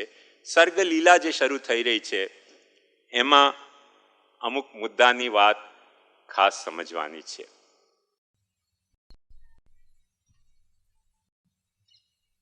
સર્ગ એટલે સૃજન. સૃજન એટલે આ સૃષ્ટિનું પ્રાકટ્ય. એ સૃજન, એક વાત સમજો, કોઈ ક્રિયા પણ હોઈ શકે. એ સૃજન કર્મ પણ હોઈ શકે. એ સૃજન કોઈકનો પ્રભાવ પણ હોઈ શકે. એ સૃજન કોઈનો વ્યવહાર પણ હોઈ શકે. એ સૃજન કોઈની નીતિ પણ હોઈ શકે. એ સૃજન ભક્તિ પણ હોઈ શકે. ભક્તિ એટલે ભજન. ઝાંઝ લઈને ગાવું એનું નામ ભક્તિ નહીં હો, ભજન એટલે સેવન. તો એ સેવન માટે પણ એ સૃજન હોઈ શકે. અને સૃજન એ લીલા પણ હોઈ શકે. એનો તારતમ્ય કેવી રીતે સમજવો? મુદ્દાની વાત એ છે કે સૃજન, આ જે સર્ગ છે, સૃષ્ટિનો જે સર્ગ છે, આ ક્રિયા છે કે કર્મ છે કે વ્યવહાર છે કે ધર્મ છે કે નીતિ છે કે ધર્મ છે કે ભક્તિ છે કે લીલા છે, એનું તારતમ્ય ઉત્પત્તિ અને ઉપપત્તિથી કેવી રીતે સમજવું, એ મુખ્ય મુદ્દો છે અહીંયા.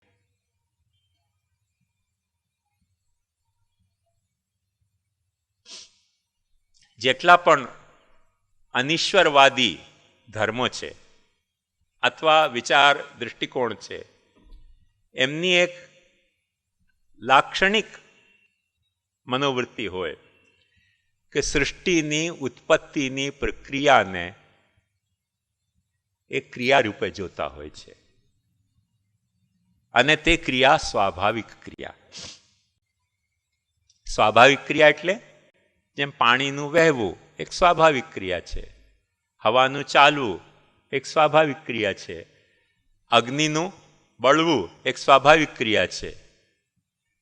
એ બધી ક્રિયાઓ એમ સૃષ્ટિનું ઉત્પન્ન થવું એક સ્વાભાવિક ક્રિયા છે. તેથી સ્વાભાવિક ક્રિયા હોવાને કારણે આ ક્રિયા કરનાર કોઈ કર્તાની અપેક્ષા નથી. જૈન મતમાં પણ એમ જ કહેવામાં આવે છે કે ઉત્પત્તિ દ્રવ્ય, વ્યય સ્વભાવ દ્રવ્ય હોય છે.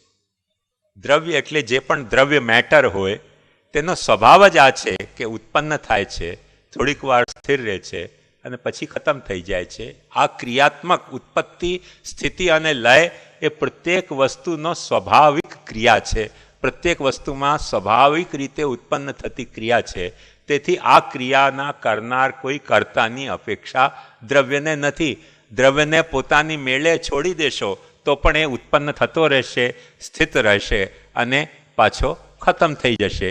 એનો સ્વભાવ છે, સ્વાભાવિકી ક્રિયા છે. તો એક પ્રશ્ન થાય કે સૃષ્ટિ આ શું સ્વાભાવિક ક્રિયા છે? એક સ્વાભાવિક ક્રિયા હોય જેમાં આપણે કરવાપણું ન હોય. ધ્યાનથી સમજજો, સાંભળજો. તમને જરાક અઘરું લાગતું હોય તો તમે પ્રશ્ન પૂછી શકો છો, બગાસાએ ખાઈ શકો છો, ઊંઘી શકો છો, પણ જેટલી વાર જાગો એટલી વાર ધ્યાનથી સાંભળો મારો કહેવાનો મુદ્દો. તો જે ક્રિયા ચાલી રહી છે એ ક્રિયા, એક વાત સમજો, આપણા ભીતર આપણી નાડીઓમાં રક્ત ફરી રહ્યો છે. તમારી ઈચ્છાથી ફરી રહ્યો છે કે સ્વાભાવિક રીતે ચાલી રહ્યો છે? સ્વાભાવિક રીતે ચાલી રહ્યો છે એમ આપણને લાગે. આપણે શ્વાસ લઈ રહ્યા છે એ સ્વાભાવિક રીતે લઈ રહ્યા છે, એમાં કાંઈ ઈચ્છા કરવાની જરૂરત નથી પડતી. પણ હમણાં તમે બેસો છો, બેઠા છો, એ સ્વાભાવિક રીતે નથી. તમારી ઈચ્છા છે બેસવાની, તેથી બેઠા છો. જો ઊભા થવાની ઈચ્છા થાય, ઊભાએ થઈ શકો છો. આ ઈચ્છા જે છે ને, આ ક્રિયા નથી, આ કર્મ છે તમારો બેસવું. હમણાં તમે સાંભળી રહ્યા છો હું જે કંઈ કહી રહ્યો છું, એ ક્રિયા પણ હોઈ શકે જે તમને ઊંઘ આવતી હોય તો, તમને બોરિયત થતી હોય, સંક્ષેપમાં કંટાળો આવતો હોય, તો એ ક્રિયા છે. બોલી રહ્યા છે, બોલતા રહેતા કાનમાં આપણે શું જાય છે? નુકસાન તો કંઈ છે નહીં, પડશે તેવા દેવાશે એમ. પણ જો તમે ઈચ્છાથી સાંભળતા હો કે નહીં, મહાપ્રભુજીનો સિદ્ધાંત મારે સાંભળવો છે, શું છે, તો પછી આ ક્રિયા ન રહી ગઈ સાંભળવાની. સાંભળવું એ તમારા માટે કર્મ થઈ ગયું. ક્રિયા અને કર્મમાં બહુ ઓછો તફાવત છે, આટલો જ. સ્વભાવથી થતી હોય તો ક્રિયા, અને જાણીને ઈચ્છાથી પ્રયત્નથી તમે જે ક્રિયા કરો તો એ ક્રિયા નહીં રહીને કર્મ બની જતી હોય છે. જેમ શ્વાસ જે ચાલી રહી છે તે ક્રિયા, પણ રામદેવ બાબાની ટીવી ચેનલ જોઈને તમે જો પ્રાણાયામ કરો કે ભસ્રા કરો તો એ ક્રિયા નથી, એ કર્મ થઈ ગયો. કેમ કે ત્યારે ક્રિયાની માફક શ્વાસ નથી ચાલતી. ધારો કે મારે ભસ્રા કર, આ કઈ સ્વાભાવિક રીતે આવી ચાલે શ્વાસ? ન ચાલે. હોસ્પિટલમાં લઈ જાય આપણને લોકો. પણ એ કર્મ છે. આપણા ફેફસાઓને આપણે એક્સરસાઇઝ કરવા માટે કર્મ આપી રહ્યા છે કે આવો કર્મ કરો. તેથી આપણા ફેફસાઓને કોઈ કર્મ રૂપે આપણે બતાવી રહ્યા છે. તો ક્રિયારૂપી ફેફસાથી જે શ્વાસ લેવાઈ રહી છે એ જુગજી શ્વાસ લેવાની પ્રક્રિયા છે. અને કર્મરૂપે જેને આપણે પ્રાણાયામ કહીએ, તે જે કર્મરૂપે જે પ્રાણાયામ કરી રહ્યા છે તેને ફક્ત ક્રિયા સમજવાની ભ્રાંતિ નહીં સમજવી. આ ક્રિયા નથી, આ તમારી ઈચ્છાથી થઈ રહ્યું છે, તમારા પ્રયત્નથી થઈ રહ્યું છે. અને તમને રામદેવ બાપાએ અપીલ કરી હશે તેથી થઈ રહ્યું છે, નહીં તો પહેલા કેમ નહોતા કરતા? હું ઘણાઓને જોઉં છું, જ્યારે મળે કેમ છો, જય શ્રી કૃષ્ણ, મજામાં છો? કેમ કે રામદેવ બાબાએ સમજાવ્યું કે આમ કરશો તો વાલ વધશે. હવે કોઈકને વાલ વધી જાય, કોઈ ઓરતને એમ કે છે દાઢી વધી ગઈ આમ કરવાથી. એ ક્રિયાનો અકર્મ થઈ ગયો, કર્મનો અસત્કર્મ થઈ ગયો. એ કથા જુદી જ છે. પણ આમ કરવાથી લોકો જ્યારે મળે, કેમ છો, પ્રસન્નતામાં આપ, કેમ છો, મજામાં, અરે ભાઈ આમ કેમ નથી કરતો, કર્મ બદલાઈ ગયો ને. એમ ઈચ્છાથી જે થાય, પ્રયત્નથી થાય, તેનું નામ કર્મ. અને પછી સહજ થવા માંડે તો પાછું ક્રિયા થઈ જાય. તો ઈચ્છા વિના થતી જે કર્મ તે ક્રિયા, અને ઈચ્છા, જ્ઞાન અને પ્રયત્નથી જે ક્રિયા થતી હોય તેને આપણે કર્મ કહીએ. તેથી જ એક વાત ધ્યાનથી સમજો કે હવા કોઈને પછાડી દે તો એના ઉપર પોલીસ કેસ થઈ શકે? પાણી કોઈને વહેડાવી દે, તાણીને લઈ જાય તો એના પર પોલીસ કેસ થાય મર્ડરનો? કેમ ન થાય? કેમ કે પાણીએ વહેડાવીને કોઈકને પૂરમાં મારી નાખ્યો તે એનો કર્મ નથી કે જે પનિશેબલ હોય, એ તો ક્રિયા છે. એ શું કરે? કર્મનો દંડ છે, ક્રિયાનો દંડ નથી હોઈ શકતો. કેમ કે ઈચ્છાથી નથી થતી, એ તો સ્વાભાવિક રીતે થાય છે. આપણે જાણીએ છીએ કે આપણે ચાલતા હોઈએ તો કોઈ કીડી નહીં મરી જતી હોય પગની નીચે આવીને? પણ એ જે મરી જાય છે આપણે મારવાના કર્મથી નથી મરતી, મારક ક્રિયાથી મરી રહી છે. આપણે કીડીને મારવા નથી માંગતા. જ્યારે જ્ઞાન, ઈચ્છા, પ્રયત્નથી આપણે એ ક્રિયા કરીએ તો એ કર્મ બની જાય, તો એનો પાપ પુણ્ય થાય, નહીં તો એનો પાપ પુણ્ય ન થાય. પણ એ જે કર્મ જે આપણે કરતા હોઈએ છીએ, એમ સૃષ્ટિ કોઈકનો કર્મ છે?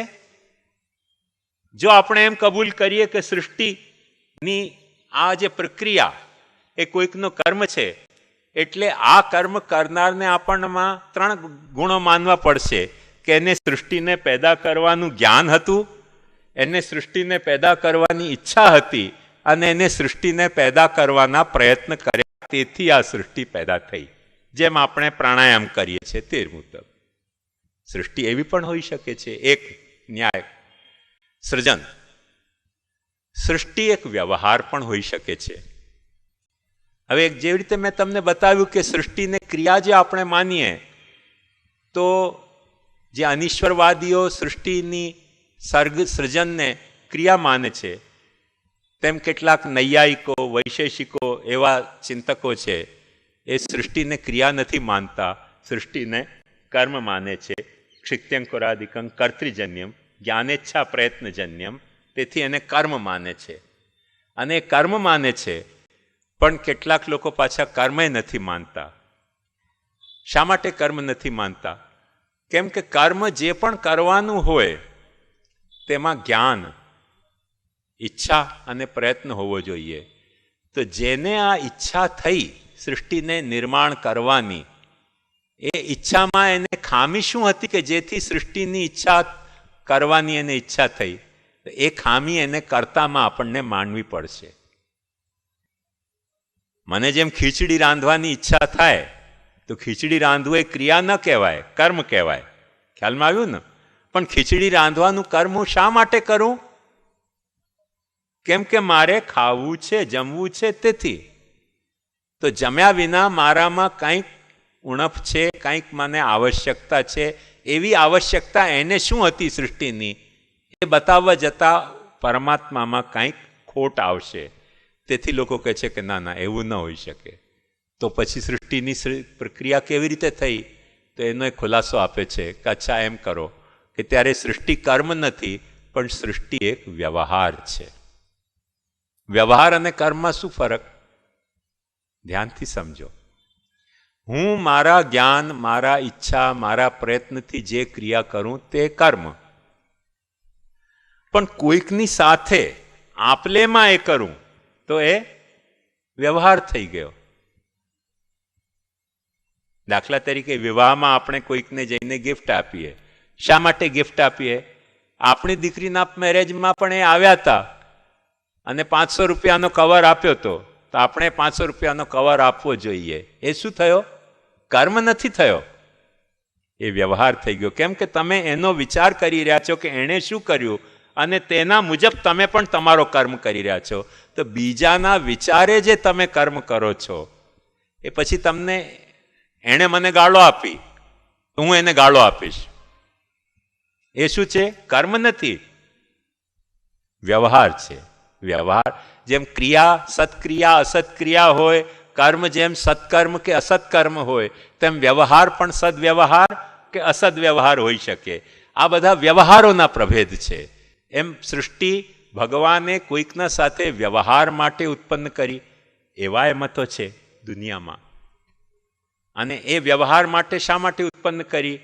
કેમ કે એ લોકો એમ માને છે કે સૃષ્ટિમાં પરમાત્મા જેવી રીતે નિત્ય છે તેવી રીતે જીવાત્મા પણ નિત્ય છે. અને જીવાત્મા નિત્ય હોવાથી જ્યારે પ્રલય થાય તે વખતે જીવાત્મા પોતાના પુણ્ય પાપનો ફલ ભોગવી નથી શકતા, અને એનો અધ્યક્ષ ઇન્ચાર્જ ઓફિસર પરમાત્મા છે કર્મનો ફલ ભોગવવાનો. તેથી એ વ્યવહાર કરવા માટે જે કર્મનો ફલ જેને જે મળવું જોઈએ તે પ્રલય વખતે ન મળી શક્યો, તેનો તે રીતે ફલ મળે તેના માટે સૃષ્ટિ ઉત્પન્ન કરવો, તે સૃષ્ટિનો નિર્માણ જે છે તે ફક્ત કર્મ નહીં રહીને વ્યવહાર બની જતો હોય છે. ખ્યાલમાં આવ્યું? સૃષ્ટિનો નિર્માણ એક તે તત્વનો આપણી સાથે કરવામાં આવતો એક વ્યવહાર પણ હોઈ શકે છે. પણ ઘણા લોકોને પાછો એમાં એક કનડગત એવી અનુભવાય છે કે પરમાત્મા આવો વ્યવહાર કરવા માટે બાધિત થતો હોય, આપણે આવો વ્યવહાર શા માટે કરીએ? કોકે આપણી સાથે એવો વ્યવહાર કર્યો તેના જવાબમાં આપણે વ્યવહાર કરતા હોઈએ. કોકે દુનિયામાં પાપ પુણ્યનો ફલ ભોગવ્યો નહીં, તેથી પરમાત્માએ પાપ પુણ્યનો ફલ એને ભોગવવા માટે સૃષ્ટિનો નિર્માણ કરવો જોઈએ. એવા વ્યાવહારિક રૂપે પરમાત્માએ સૃષ્ટિનું સૃજન કર્યું. એવો એક વ્યવહારિક નિર્માણનો એક સૃજન લીલાનો એક પહેલું હોઈ શકે છે.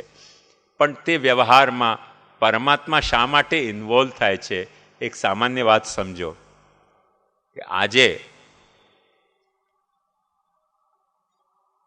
તમારે ત્યાં ધારો કે કોઈ શેરીમાં કચરો ભેગો થયો હોય, કોઈ સાફ ન કરતો હોય, અથવા તમે સાફ કરતા હો તમારા શેરીમાં જે કચરો ભેગો થતો હોય તેને,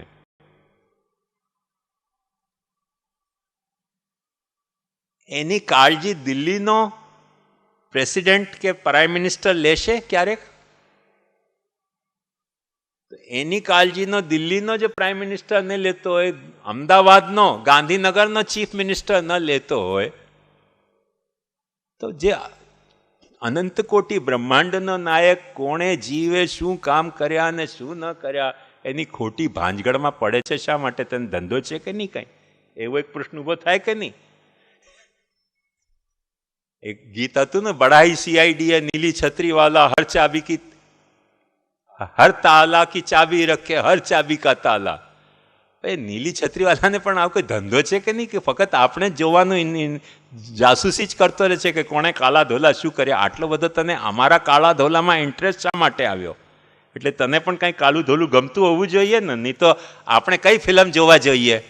એક વાત સમજો, જેમને પ્રેમની બહુ ઘેલછા હોય તે પ્રેમની ફિલ્મ જોવા જાય, જેને હોરરની ઘેલછા હોય તે હોરરની ફિલ્મ જોવા જાય, જેને સાયન્ટિફિક ફિલ્મની જોવાની એવી ઘેલછા હોય તે સાયન્ટિફિક ટેકનોલોજીકલ ફિલ્મ જોવા જાય. એમ એને શું ઘેલછા છે કે આપણા બધા કાલા ધોલા જ નિરંતર જોતો રહે છે? એક પાછો એક મુદ્દો આવે ને, એટલે પાછો લોકો કહે છે ના ના, વ્યવહાર રીતે નિર્માણ કરવું એ પણ વાત ગળે ઉતરતી નથી.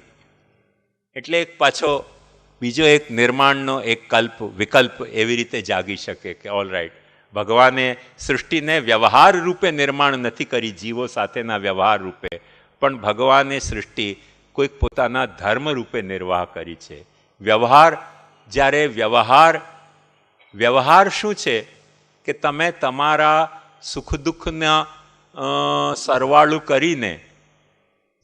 કરીને અને તમે બીજાની સાથે તે રીતે વર્તાવો કે તે મને સુખ આપ્યો તો હું તને સુખ આપું, તે મને દુઃખ આપ્યો તો હું તને દુઃખ આપું. એ જાતનો જે આપણો પેટર્ન છે કામ કરવાનો, તેને આપણે વ્યવહાર કહીએ. પણ તે મને સુખ આપ્યો હોય કે દુઃખ આપ્યો હોય, જે મને ન ગમતું હોય કોઈક મારી સાથે કરે તે હું બીજાની સાથે મારે ન કરવું જોઈએ. વ્યવહારમાં જ્યારે એ તબક્કો આવે, આત્મના પ્રતિકૂલાની પરેશાન ન સમાચરે, મને કોઈ ગાળો આપે તો મને ગમે ન ગમે તો મને કોઈકને ગાળો ન આપવી જોઈએ. મારા રસ્તામાં કોઈ ખાડો ખોદે તો મને ન ગમે તો મને કોઈક બીજાના રસ્તામાં ખાડો ન ખોદવો જોઈએ. ત્યાં જઈને વ્યવહાર નહીં રહીને નીતિ બની જતો હોય છે. તો ભગવાને આ સૃષ્ટિની ઉત્પત્તિ કોઈ નીતિના કારણે કરી છે કે ભાઈ મને આ નથી ગમતું, તેથી જગતને પણ આવું નહીં ગમતું હોય. અને ભગવાન ગીતામાં કહે છે, ભગવાને ગીતામાં બહુ સુંદર પોતાની નીતિ બતાવી છે કે યદિ હ્યહમ ન વર્તેયમ જાતુ કર્મણ્યતન્દિત મમ વર્તમાનું વર્તનતે મનુષ્યા પાર્થ સર્વશ. હું જો કર્મમાં ન પ્રવૃત્ત થાઉં તો લોકો કહેશે કે ભગવાન કાંઈ કર્મ કરતો નથી, નિઠલ્લો બેઠો રહે છે, એટલે આપણે અજગર કરે ને ચાકરી, પંછી કરે ને કામ, દાસ મલુકા સ કહે ગયે સબકે દાતા રામ, પછી આપણે શા માટે કામ કરવાનું? તો ભગવાન કહે છે કે ના, હું નીતિમાન છું. નીતિમાન હોવાને કારણે જે કામ મને કોઈ મારી સામે કોઈ કરે તો મને ન ગમે તો એ કામ હું તમારી સામે ન કરું. ત્યારે વ્યવહાર નહીં રહીને નીતિ થઈ જાય છે. નિઠલ્લા બેઠે રહેવું, આમસ્તું નવરા બેઠા રહેવું મને ગમતું નથી તો કોઈ નવરો બેસે, હું નવરો બેસું કોઈને ન ગમતું હોય તો મારે કાંઈક કામ કરવું જોઈએ. તે ભગવાન સૃષ્ટિનું નિર્માણ, પાલન અને સંભાળ કરે છે, એક નીતિના તહેત કરે છે. અને નીતિના તહેત કરવાથી આખું આ નિર્માણ, સૃષ્ટિનું નિર્માણ એક નીતિરૂપ નિર્માણ છે, એવો એક દૃષ્ટિકોણ લીલાની બાબતમાં, સર્ગ લીલાની બાબતમાં એક રજૂ થાય છે. પણ પાછું પ્રશ્ન એમાં એ જ છે કે ભગવાનને માટે જો આ સૃષ્ટિના જે નીતિના નિયમો છે, આત્મન પ્રતિકૂલાની પરેશાન ન સમાચરે, તો ભગવાનને પ્રતિકૂળ શું હોઈ શકે? જેને આ સૃષ્ટિ નિર્માણ કરી, જેમાં અનુકૂળતા પ્રતિકૂળતા બધી મોજૂદ છે, જો ભગવાનને આ પ્રતિકૂળ હોય, વારે ઘડીએ એ જ પ્રશ્ન થાય છે. આપણે ત્યાં તો નથી એ પ્રશ્ન, પણ બીજા ધર્મોમાં એ પ્રશ્ન થયો છે કે ભગવાને શૈતાન બનાવ્યો શા માટે, જો ભગવાનને શૈતાન ગમતો નહોતો તો? લોકો એમ કહે છે કે શૈતાન એટલા માટે બનાવ્યો કે માણસની પરીક્ષા લેવા માટે. ફરી પાછો નીતિનો પ્રશ્ન આવ્યો, ભગવાન આપણી પરીક્ષા શા માટે લેવા માંગે છે? પરીક્ષા કોણ લે? જેને ખબર ન પડતી હોય કે કેટલું જાણે છે. જો આપણે એમ કહેતા હોઈએ કે ભગવાન સર્વજ્ઞ છે તો એને પરીક્ષા લેવાની શું જરૂરત? જો એને સર્વજ્ઞ હોવાને કારણે ખબર છે કે હું કેટલું શૈતાનનો મુકાબલો કરી શકીશ, અને એ ગણતરી જો એને ન હોય ને એને શૈતાન બનાવ્યો, તો આપણે જાણી શકીએ છીએ કે શૈતાન બનાવ્યા પછી ભગવાનનો પક્ષ કોણ લે? બધા શૈતાનનો જ પક્ષ લેવાના છે. કેમ કે શૈતાનની વાતો બહુ લોભામણી હોય છે ને ભગવાનની વાતોમાં તો કષ્ટ જ કષ્ટ છે ને. એટલે શૈતાનની વાત કોણ નહીં માને? પણ આપણે જો શૈતાનની વાત માનતા હોય તો ભગવાનને માઠું શા માટે લાગવું જોઈએ? કેમ કે બનાવનાર કોણ? શૈતાન, ભગવાન. એકથી બાઇબલમાં તેથી જ એમ કહેવામાં આવ્યું છે કે જ્યારે શૈતાને આદમ અને ઈવને પેલું એપલ ખાવા માટે લલચાવ્યો, ત્યારે સૌથી પહેલા એને ઈવને પકડી કે આ ભગવાન ખોટું કહે છે કે તમારે જ્ઞાનનું ફળ ન ચાખવું જોઈએ, જ્ઞાનનું ફળ ચાખી લો. એટલે ઈવ ભોળવાઈ ગઈ શૈતાનના લોભામણીમાં. ઈવે આદમને પટાવ્યો કે આપણે ચાખી લઈએ, ભગવાન તો આમસ્તી ના પાડે છે. એટલે આદમે ફળ ખાધો તે ભગવાનને ખબર પડી ગઈ કે જે ફળ ખાવાની મનાઈ હતી તે ફળ એમણે ખાધો. એટલે ભગવાને એમને કહ્યું કે જાઓ, તમે ભૂતલ ઉપર જાઓ, તમે હવે સ્વર્ગમાં રહેવાના અધિકારી નથી રહ્યા. ત્યારે આદમે એ જ વાત કહી ભગવાનને, બાઇબલમાં, કે તમે મને ઈવ શા માટે આપી હતી? તો બાઇબલમાં એમ ચોખ્ખું કહ્યું છે કે મનુષ્યના શરીરમાંથી એક હિસ્સો લઈને ભગવાને ઈવ બનાવી, અને એ ઈવ એને આદમને એટલા માટે આપી કે આ તારો જીવન સંગાથી છે, જીવન સાથી છે, સંગી છે. હવે જે તારી વાત માનું કે મારા જીવન સંગીની વાત, કાં તો તું મારો જીવન સંગી બની જા, જેમ આપણા પુષ્ટિ માર્ગમાં આપણે ભગવાનને જીવન સંગી બનાવીએ છીએ. પણ તું મારો જીવન સંગી ન બનતો હોય અને તું મને ઈવ કે આપતો હોય તો મારે તારી વાત માનવાની કે જીવન સંગીની વાત માનવાની? એટલે આદમે એ જ આર્ગ્યુમેન્ટ કરી કે ભગવાન, મેં તો તમે જે જીવન સંગીની મને આપી એની વાત માની. ભગવાને એને પૂછ્યું, ભાઈ આવી વાત મેં ના પાડી પછી તે એને કેમ કહ્યું? એને કહ્યું કે તમે જે શૈતાન બનાવ્યો હતો તેને મને કહ્યું. એ ભગવાન તો કફોડી સ્થિતિમાં આવી ગયા ને. ગુસ્સા થાવ એ વસ્તુ જુદી વસ્તુ છે. હો, વડીલો ગુસ્સે થાય આપણા ઉપર. એક કોઈકે વડીલને શિકાયત કરી કે ભાઈ તમારો બચ્ચો ગાળી ગલોચ કરે છે શેરીમાં ઉભો રહીને. સાલો હરામખોર શું બોલે છે? બોલે હજી આ ગાળો નથી શીખ્યો. છૂટતાની સાથે સરસ્વતી પ્રકટ થાય તો બાળક બીજી બે ચાર ગાળી ન જાણતો હોય તે જાણી જાય. એટલે મુદ્દાની વાત સમજો કે ભગવાન જો આવી રીતે શૈતાન ઉપર ગુસ્સે થતા હોય તો લોચો થઈ ગયો ને આખો. એટલે આપણે ત્યાં એ પ્રશ્ન પણ આપણે નીતિનો આપણે નથી માન્ય રાખ્યો. તેના પછી એક આવે છે ધર્મનો. ધર્મ એટલે શું? કે શાસ્ત્ર મુજબ જે આપણે નીતિનો નિર્ધારણ કરીએ કે આ કરવું શાસ્ત્રથી ઉત્તમ છે, આ કરવું શાસ્ત્રથી નિંદિત છે. જે વ્યવહાર શાસ્ત્રથી કરવા યોગ્ય હોય તેને આપણે ધર્મ કહીએ. જે વ્યવહાર શાસ્ત્રથી કરવા માટે નિંદિત હોય તેને આપણે ન કરીએ તો તેવા વ્યવહારને આપણે ધર્મ કરીએ. પણ ભગવાનનો શાસ્ત્રથી ગવર્ન કરનારો નિયમ કયો? ભગવાનનું શાસ્ત્ર, આપણા ઉપર શાસ્ત્રનું નિયમન ચાલે. તમને શાસ્ત્રનું એક વાત સમજાવું તો તમને ખ્યાલ આવશે. શાસક, શાસન, શાસ્ત્ર, શાસ્તા આ બધા એક જ શબ્દથી બનેલા છે. કંટ્રોલ કરવું. કંટ્રોલ કરવાનો જે ગ્રંથ તેનું નામ શાસ્ત્ર. કંટ્રોલ કરનાર વ્યક્તિ તેનું નામ શાસક. કંટ્રોલ પોતાના ઉપદેશથી કરતો હોય તેનું નામ શાસ્તા. તો શાસ્ત્રી શાસને જે ધાતુ છે એનાથી આ બધા જ શબ્દો ઉત્પન્ન થયા છે. ભગવાનને શાસન કરનારો કોણ હોઈ શકે? એટલે ભગવાનને શાસન કરનારો કેમ કે શાસ્ત્ર તો ભગવાને પોતે પ્રકટ કર્યા છે. પોતે પ્રકટ કર્યા છે તેથી ભગવાનના માટે ધર્મ અધર્મનો એ પ્રભેદ હોઈ શકતો નથી જે પ્રભેદ આપણા માટે હોય છે. એટલે પછી એક સ્ટેપ આવે છે કે ઓલ રાઈટ, ત્યારે ભગવાને આ સૃષ્ટિ પ્રકટ કરી પોતાની કૃપાથી, પુષ્ટિથી,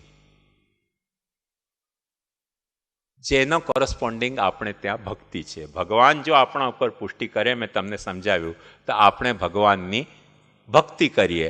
આપણે ભગવાનની ભક્તિ કરીએ તો તેનું નામ ભગવાનના એંગલથી જુઓ તો પુષ્ટિ છે. આખી સૃષ્ટિ ભગવાને પુષ્ટિ માટે કરી છે. પુષ્ટિ માટે કરી છે એટલે ભગવાનને પોતાના અંશો ઉપર કોઈક જાતનો કૃપાનો ભાવ જાગ્યો. કૃપાનો ભાવ કેવી રીતે જાગ્યો? એક સામાન્ય દાખલાથી તમને સમજાવું. કૃપાનો ભાવ એવી રીતે જાગ્યો કે તમે જોગિંગ કરવા જાઓ છો. જોગિંગ કરવા જાઓ છો ત્યારે તમને પગ દુખવા માંડે. પછી તમને પોતાને ઈચ્છા થાય ને કે હવે પગને વધારે તકલીફ ના આપવી જોઈએ. તમારો શ્વાસ ભરાઈ જાય તો ત્યારે તમને પોતાને એમ ઈચ્છા થાય કે ના, હવે ફેફસા ઉપર કૃપા કરવી જોઈએ, આથી વધારે હાંફણ ચડે એ સારું નહીં. તો એ પુષ્ટિનો ભાવ છે. એ રીતે આપણે ભગવાને પોતાના ચિદંશો ઉપર જે પુષ્ટિ કરવા માટે સૃષ્ટિ કરી, તેથી આ સૃષ્ટિનો નિર્માણ થયો. એક અભિગમ એવો છે. પણ અંતે તેમાં પણ એક પ્રોબ્લેમ મોટી રહેલી છે કે ભગવાન પુષ્ટિ કરે છે એમાં બે મત ન હોઈ શકે. પણ પુષ્ટિ કરવા પહેલા પુષ્ટિની આવશ્યકતા શા માટે ભગવાને ઉત્પન્ન થવા દીધી કે પુષ્ટિ કરવી પડે? પુષ્ટિના અગેન્સ્ટ આપણે ત્યાં બે બીજા શબ્દો છે, પ્રવાહ, મર્યાદા અને પુષ્ટિ. તો પ્રવાહ શા માટે ઉત્પન્ન કર્યો કે એના ઉપર પુષ્ટિ કરવી પડે? પ્રવાહ શા માટે ઉત્પન્ન કર્યો કે તેને કોઈક મર્યાદામાં બાંધવો પડે? મર્યાદામાં આપણે સફળ ન થઈ શકીએ, મર્યાદાને પાર ન પામી શકીએ એવો નિર્બલ આપણને શા માટે બનાવ્યો કે પ્રભુને પુષ્ટિ કરવી પડે? એ આખો પ્રશ્ન ત્યાં પણ ઊભો રહે છે, બહુ વિકરાલ પ્રશ્ન. ત્યારે પછી અંતિમ તબક્કે એક વાત આવે છે કે ના, ભગવાને પુષ્ટિ કરવા માટે કે ભક્તિ કરવા માટે સૃષ્ટિ નથી કરી. ભગવાને સૃષ્ટિ ઉત્પન્ન કરી છે લીલા માટે. લીલાનો મતલબ મેં તમને સમજાવ્યું. લીલા એટલે પોતાનામાં રહેલ આનંદનો એક નિષ્પ્રયોજન અભિવ્યક્તિ, તેનું નામ લીલા. જેમ બાળક રમે, આપણે બાથરૂમમાં જઈને ગીત ગાઈએ, આપણે ફરતા હોઈએ તો કોઈ ગાનું ગાઈએ, જેમ વસંતમાં કોયલ બોલે, એક લીલાની અભિવ્યક્તિ છે. એમ રીતે ભગવાનમાં રહેલો આનંદનો એક આઉટલેટ છે.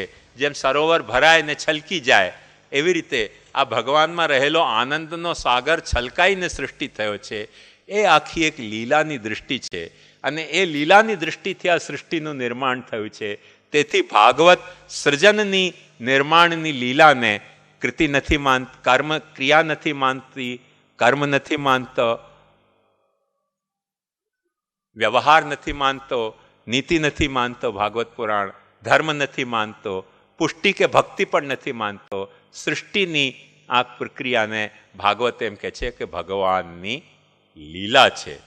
અને લીલાની એક ખૂબસૂરતી જુઓ. હવે તમે જો લીલાનું આ કન્સેપ્ટ તમારે ગળે ઉતર્યું હોય તો તમને એક ખૂબસૂરતી સમજમાં આવશે કે આ જે પાછળના જેટલા પાસાઓ છે, ક્રિયા, કર્મ, વ્યવહાર, નીતિ, ધર્મ અને પુષ્ટિ કે ભક્તિ, એ બધા પાસાઓ લીલામાં અવેલેબલ છે, પણ લીલા આ પાસાઓમાં અવેલેબલ નથી. જેમ ક્રિયામાં કર્મ અવેલેબલ નથી, કર્મમાં વ્યવહાર અવેલેબલ નથી, વ્યવહારમાં જેમ નીતિ અવેલેબલ નથી, નીતિમાં જેમ દરેક નીતિમાં ધર્મ અવેલેબલ નથી. કેમ કે એક સામાન્ય તમને દાખલો કહું, હમણાં ટેરરિસ્ટો એમ ચોખ્ખું કહે છે ને કે હા, નીતિ શું કહે છે કે જે મને ન ગમતું હોય તે કોઈકની સાથે મારે ન કરવું જોઈએ. ચાલ, મને મરવું ગમે છે, હું તને મારું. પછી શું કહું? ટેરરિસ્ટ તો એમ કહે ને, આતંકવાદી, કે હા મને મરવું ગમે છે ને હું તને મારીને મરું. આપણે ગુજરાતીમાં પણ તો કહે છે ને, હું મરું તને રાણ કરું. આ હદ સુધી કોઈ ટેરરિસ્ટ જાય કે હું મરું ને તને રાણ કરું, તો એમાં નીતિ તો છે જ ને. નીતિને આપણે ક્યાં ઇનકાર કરી શકીએ? પણ ધર્મ છે કે નહીં, પ્રશ્ન એ રહ્યો. એટલે નીતિથી ઉપર એક ધર્મનો તબક્કો આવે છે, અને ધર્મથી ઉપર જેમ મેં તમને બતાવ્યો કે ભક્તિ કે પુષ્ટિનો તબક્કો આવે છે. એ ભક્તિ, દરેક ધર્મમાં નીતિ હશે પણ દરેક નીતિમાં ધર્મ હોવું જરૂરી નથી. તેમ દરેક ભક્તિમાં કે પુષ્ટિમાં ધર્મ હશે પણ દરેક ધર્મમાં પુષ્ટિ હોવું જરૂરી નથી. તેમજ લીલામાં ભક્તિ પણ હોઈ શકે છે અને પુષ્ટિ પણ હોઈ શકે છે, પણ દરેક પુષ્ટિ કે ભક્તિના પ્રકારમાં લીલા હોવી જરૂરી નથી. અને એ લીલા એ તૃતીય સ્કંદનો મુખ્ય વર્ણ વિષય છે. એ રીતે જો તમે આ આખા તૃતીય સ્કંદની સંગતિનો વર્ણન સમજશો તો તમને ઘણો બધો આ સર્ગ લીલાનો મૂળ મુદ્દો સમજમાં આવશે કે અહીંયા કહેવા શું માગે છે. અને એ લીલા, સૃષ્ટિની જે લીલા થઈ એ કઈ રીતે થઈ એનો આખો નિરૂપણ કરતા મને લાગે છે સમય થઈ ગયો છે. મારે વધારે સમય તમારો લેવો ન જોઈએ, પણ એક 10-15 મિનિટ 7 વાગ્યા સુધીનું છે ને, એટલે 7 વાગે હું આનું સમાપન કરીશ.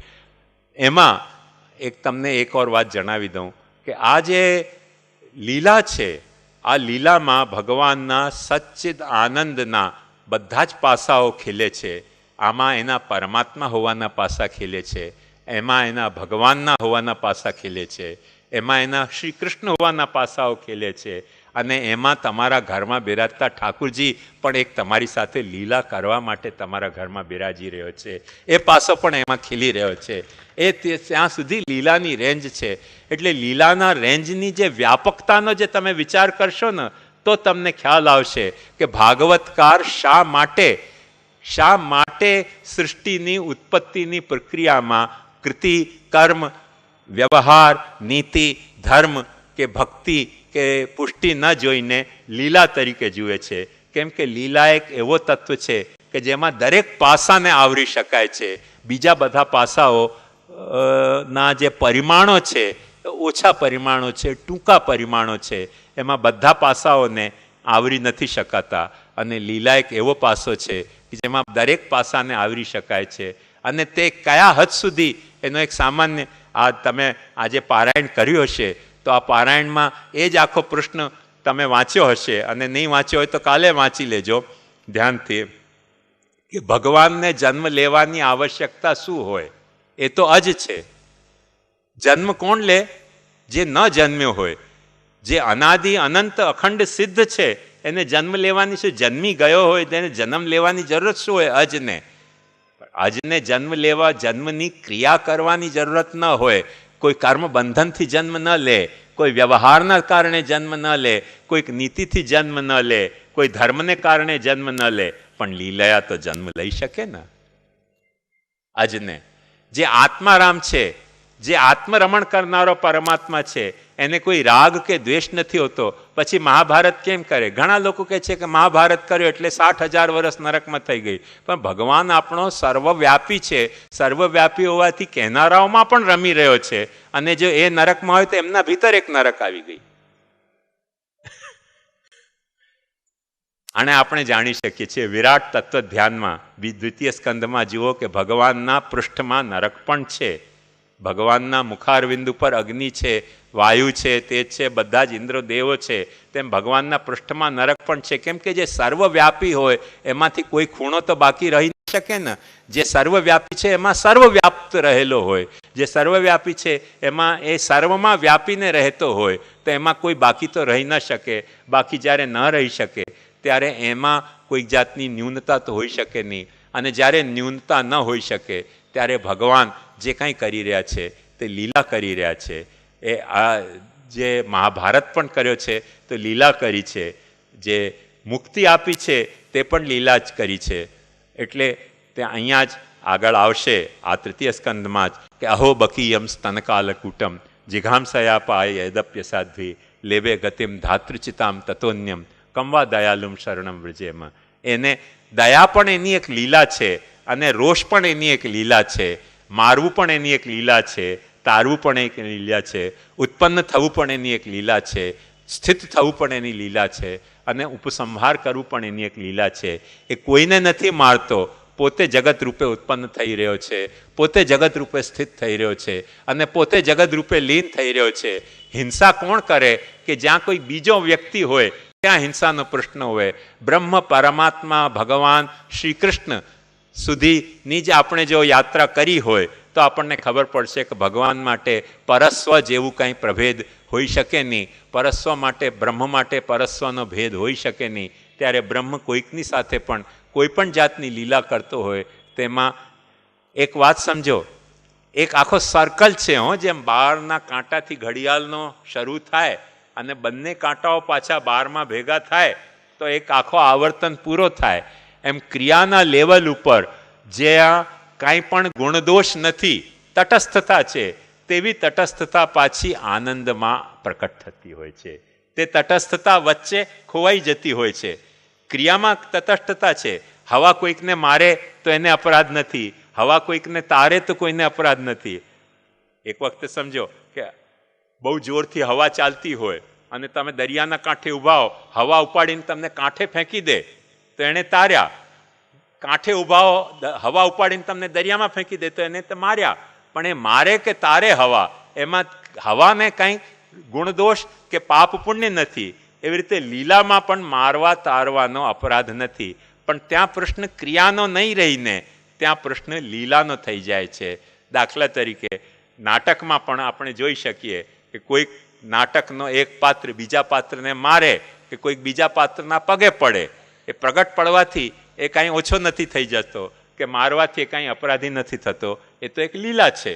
લીલા છે એ લીલાના ભાવમાં ફરક એટલો જ છે કે ક્રિયાના ભાવમાં એક જાતની આનંદ રહિતતા, સ્વાભાવિકતા છે. લીલામાં એક બીજી આનંદ સ્વભાવતા છે. મહાપ્રભુજી આને બે શબ્દોમાં કહે છે કે ક્રિયા એ સતનો સ્વભાવ છે અને આનંદ અને લીલા એ આનંદનો સ્વભાવ છે. તો આનંદના સ્વભાવથી થતી જે ક્રિયા તેનું નામ લીલા, અને સતના સ્વભાવથી થતી, સત એટલે જે છે તેનો પણ કંઈક સ્વભાવ હોય છે ને.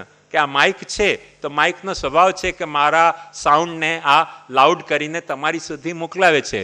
પણ એને મારા સાઉન્ડને લાઉડ કરવામાં કોઈક જાતનો સ્વાર્થ નથી, કે નથી કોઈક જાતનો મારા પ્રત્યે દ્વેષ, કે નથી કોઈક જાતનો મારા પ્રત્યે એને સ્નેહ. રાગ દ્વેષથી રહિત જે એની સામે હું બોલું એ તમારી સામે લાઉડ કરે છે, એ એનો ક્રિયા સ્વભાવ છે. પણ એને કંઈ આનંદનો ઉમળકો નથી. એને ભાવ નથી આવ્યો કે શ્યામ મનોજી ઓહો ગોંડલમાં પ્રવચન કરવા આવા, હવે એમની અવાજ શ્રોતાઓ સુધી નહીં પહોંચે તો લાવો એને લાઉડ કરીને હું મોકલાવી દઉં. એ કાંઈ માઇક જે છે તે લીલા નથી કરી રહ્યો. માઇક ફક્ત ક્રિયા કરી રહ્યો છે લાઉડ કરવાની મારા સાઉન્ડને. કેમ કે સતનો માઇક છે તેથી એનો ક્રિયાનો સ્વભાવ છે. જે ક્રિયાનો સ્વભાવ છે તે ક્રિયા મુજબ કરી રહ્યો છે. એમાં એનો આનંદનો ઉમળકો પ્રકટ નથી થતો. પણ જ્યારે આનંદનો ઉમળકો પ્રકટ થાય ત્યારે પણ રાગ દ્વેષ રહિતતા થઈ જતી હોય છે. એક આખો સાયકલ પૂરો થાય છે. આવી રીતે જ્યાંથી વાત શરૂ થઈ ત્યાંથી પાછી અંત થાય છે. આ આપણા ભારતીય ચિંતનનો એક વાત સમજો કે મૂળ તત્વ છે. દુનિયાના બધા જ ભારત સિવાયના ચિંતકોએ સૃષ્ટિની ઉત્પત્તિથી લય સુધીની જે ક્રમિકતા છે એને સળંગ એક સીધી લાઈનમાં જોવાનો પ્રયાસ કર્યો છે. અને આપણો ભારતનો ચાહે તો વૈદિક દર્શન હોય, ચાહે તો જૈન દર્શન હોય, ચાહે તો બૌદ્ધ દર્શન હોય, દરેક ધર્મ દરેક દર્શને સળંગ રેખા નહીં માનીને વર્તુળ રેખા માની છે કે જ્યાંથી શરૂ થાય છે ત્યાંથી પાછી એ પહોંચાડી દે છે. એટલે આનંદાધ્યેવ ખલ્વ્યમાની ભૂતાની જાયંતે આનંદેન જાતાની જીવંતી આનંદમ પ્રયંત્ય અભિશંવિશંતી તદ વિજિજ્ઞાસસ્વ તદ બ્રહ્મ. આનંદથી આ જગત ઉત્પન્ન થઈ રહ્યો છે. આનંદથી જગત ઉત્પન્ન થઈ રહ્યો છે.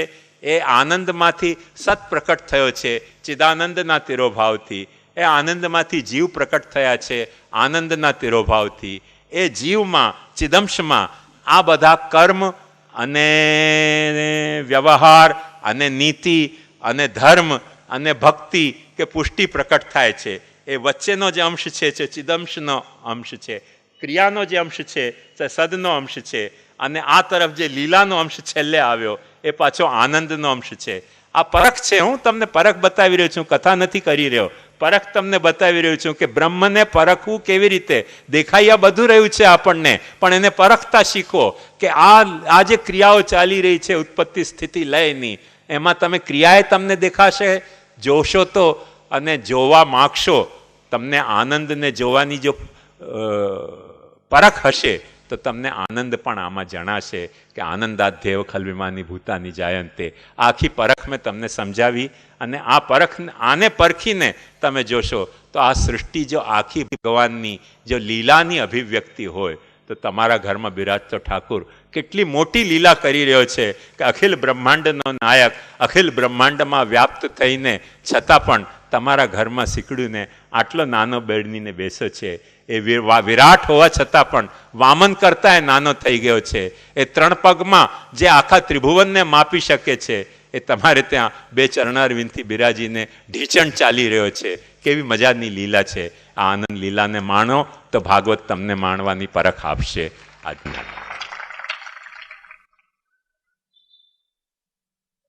હવે કોઈકને કાંઈક પ્રશ્ન પૂછવો હોય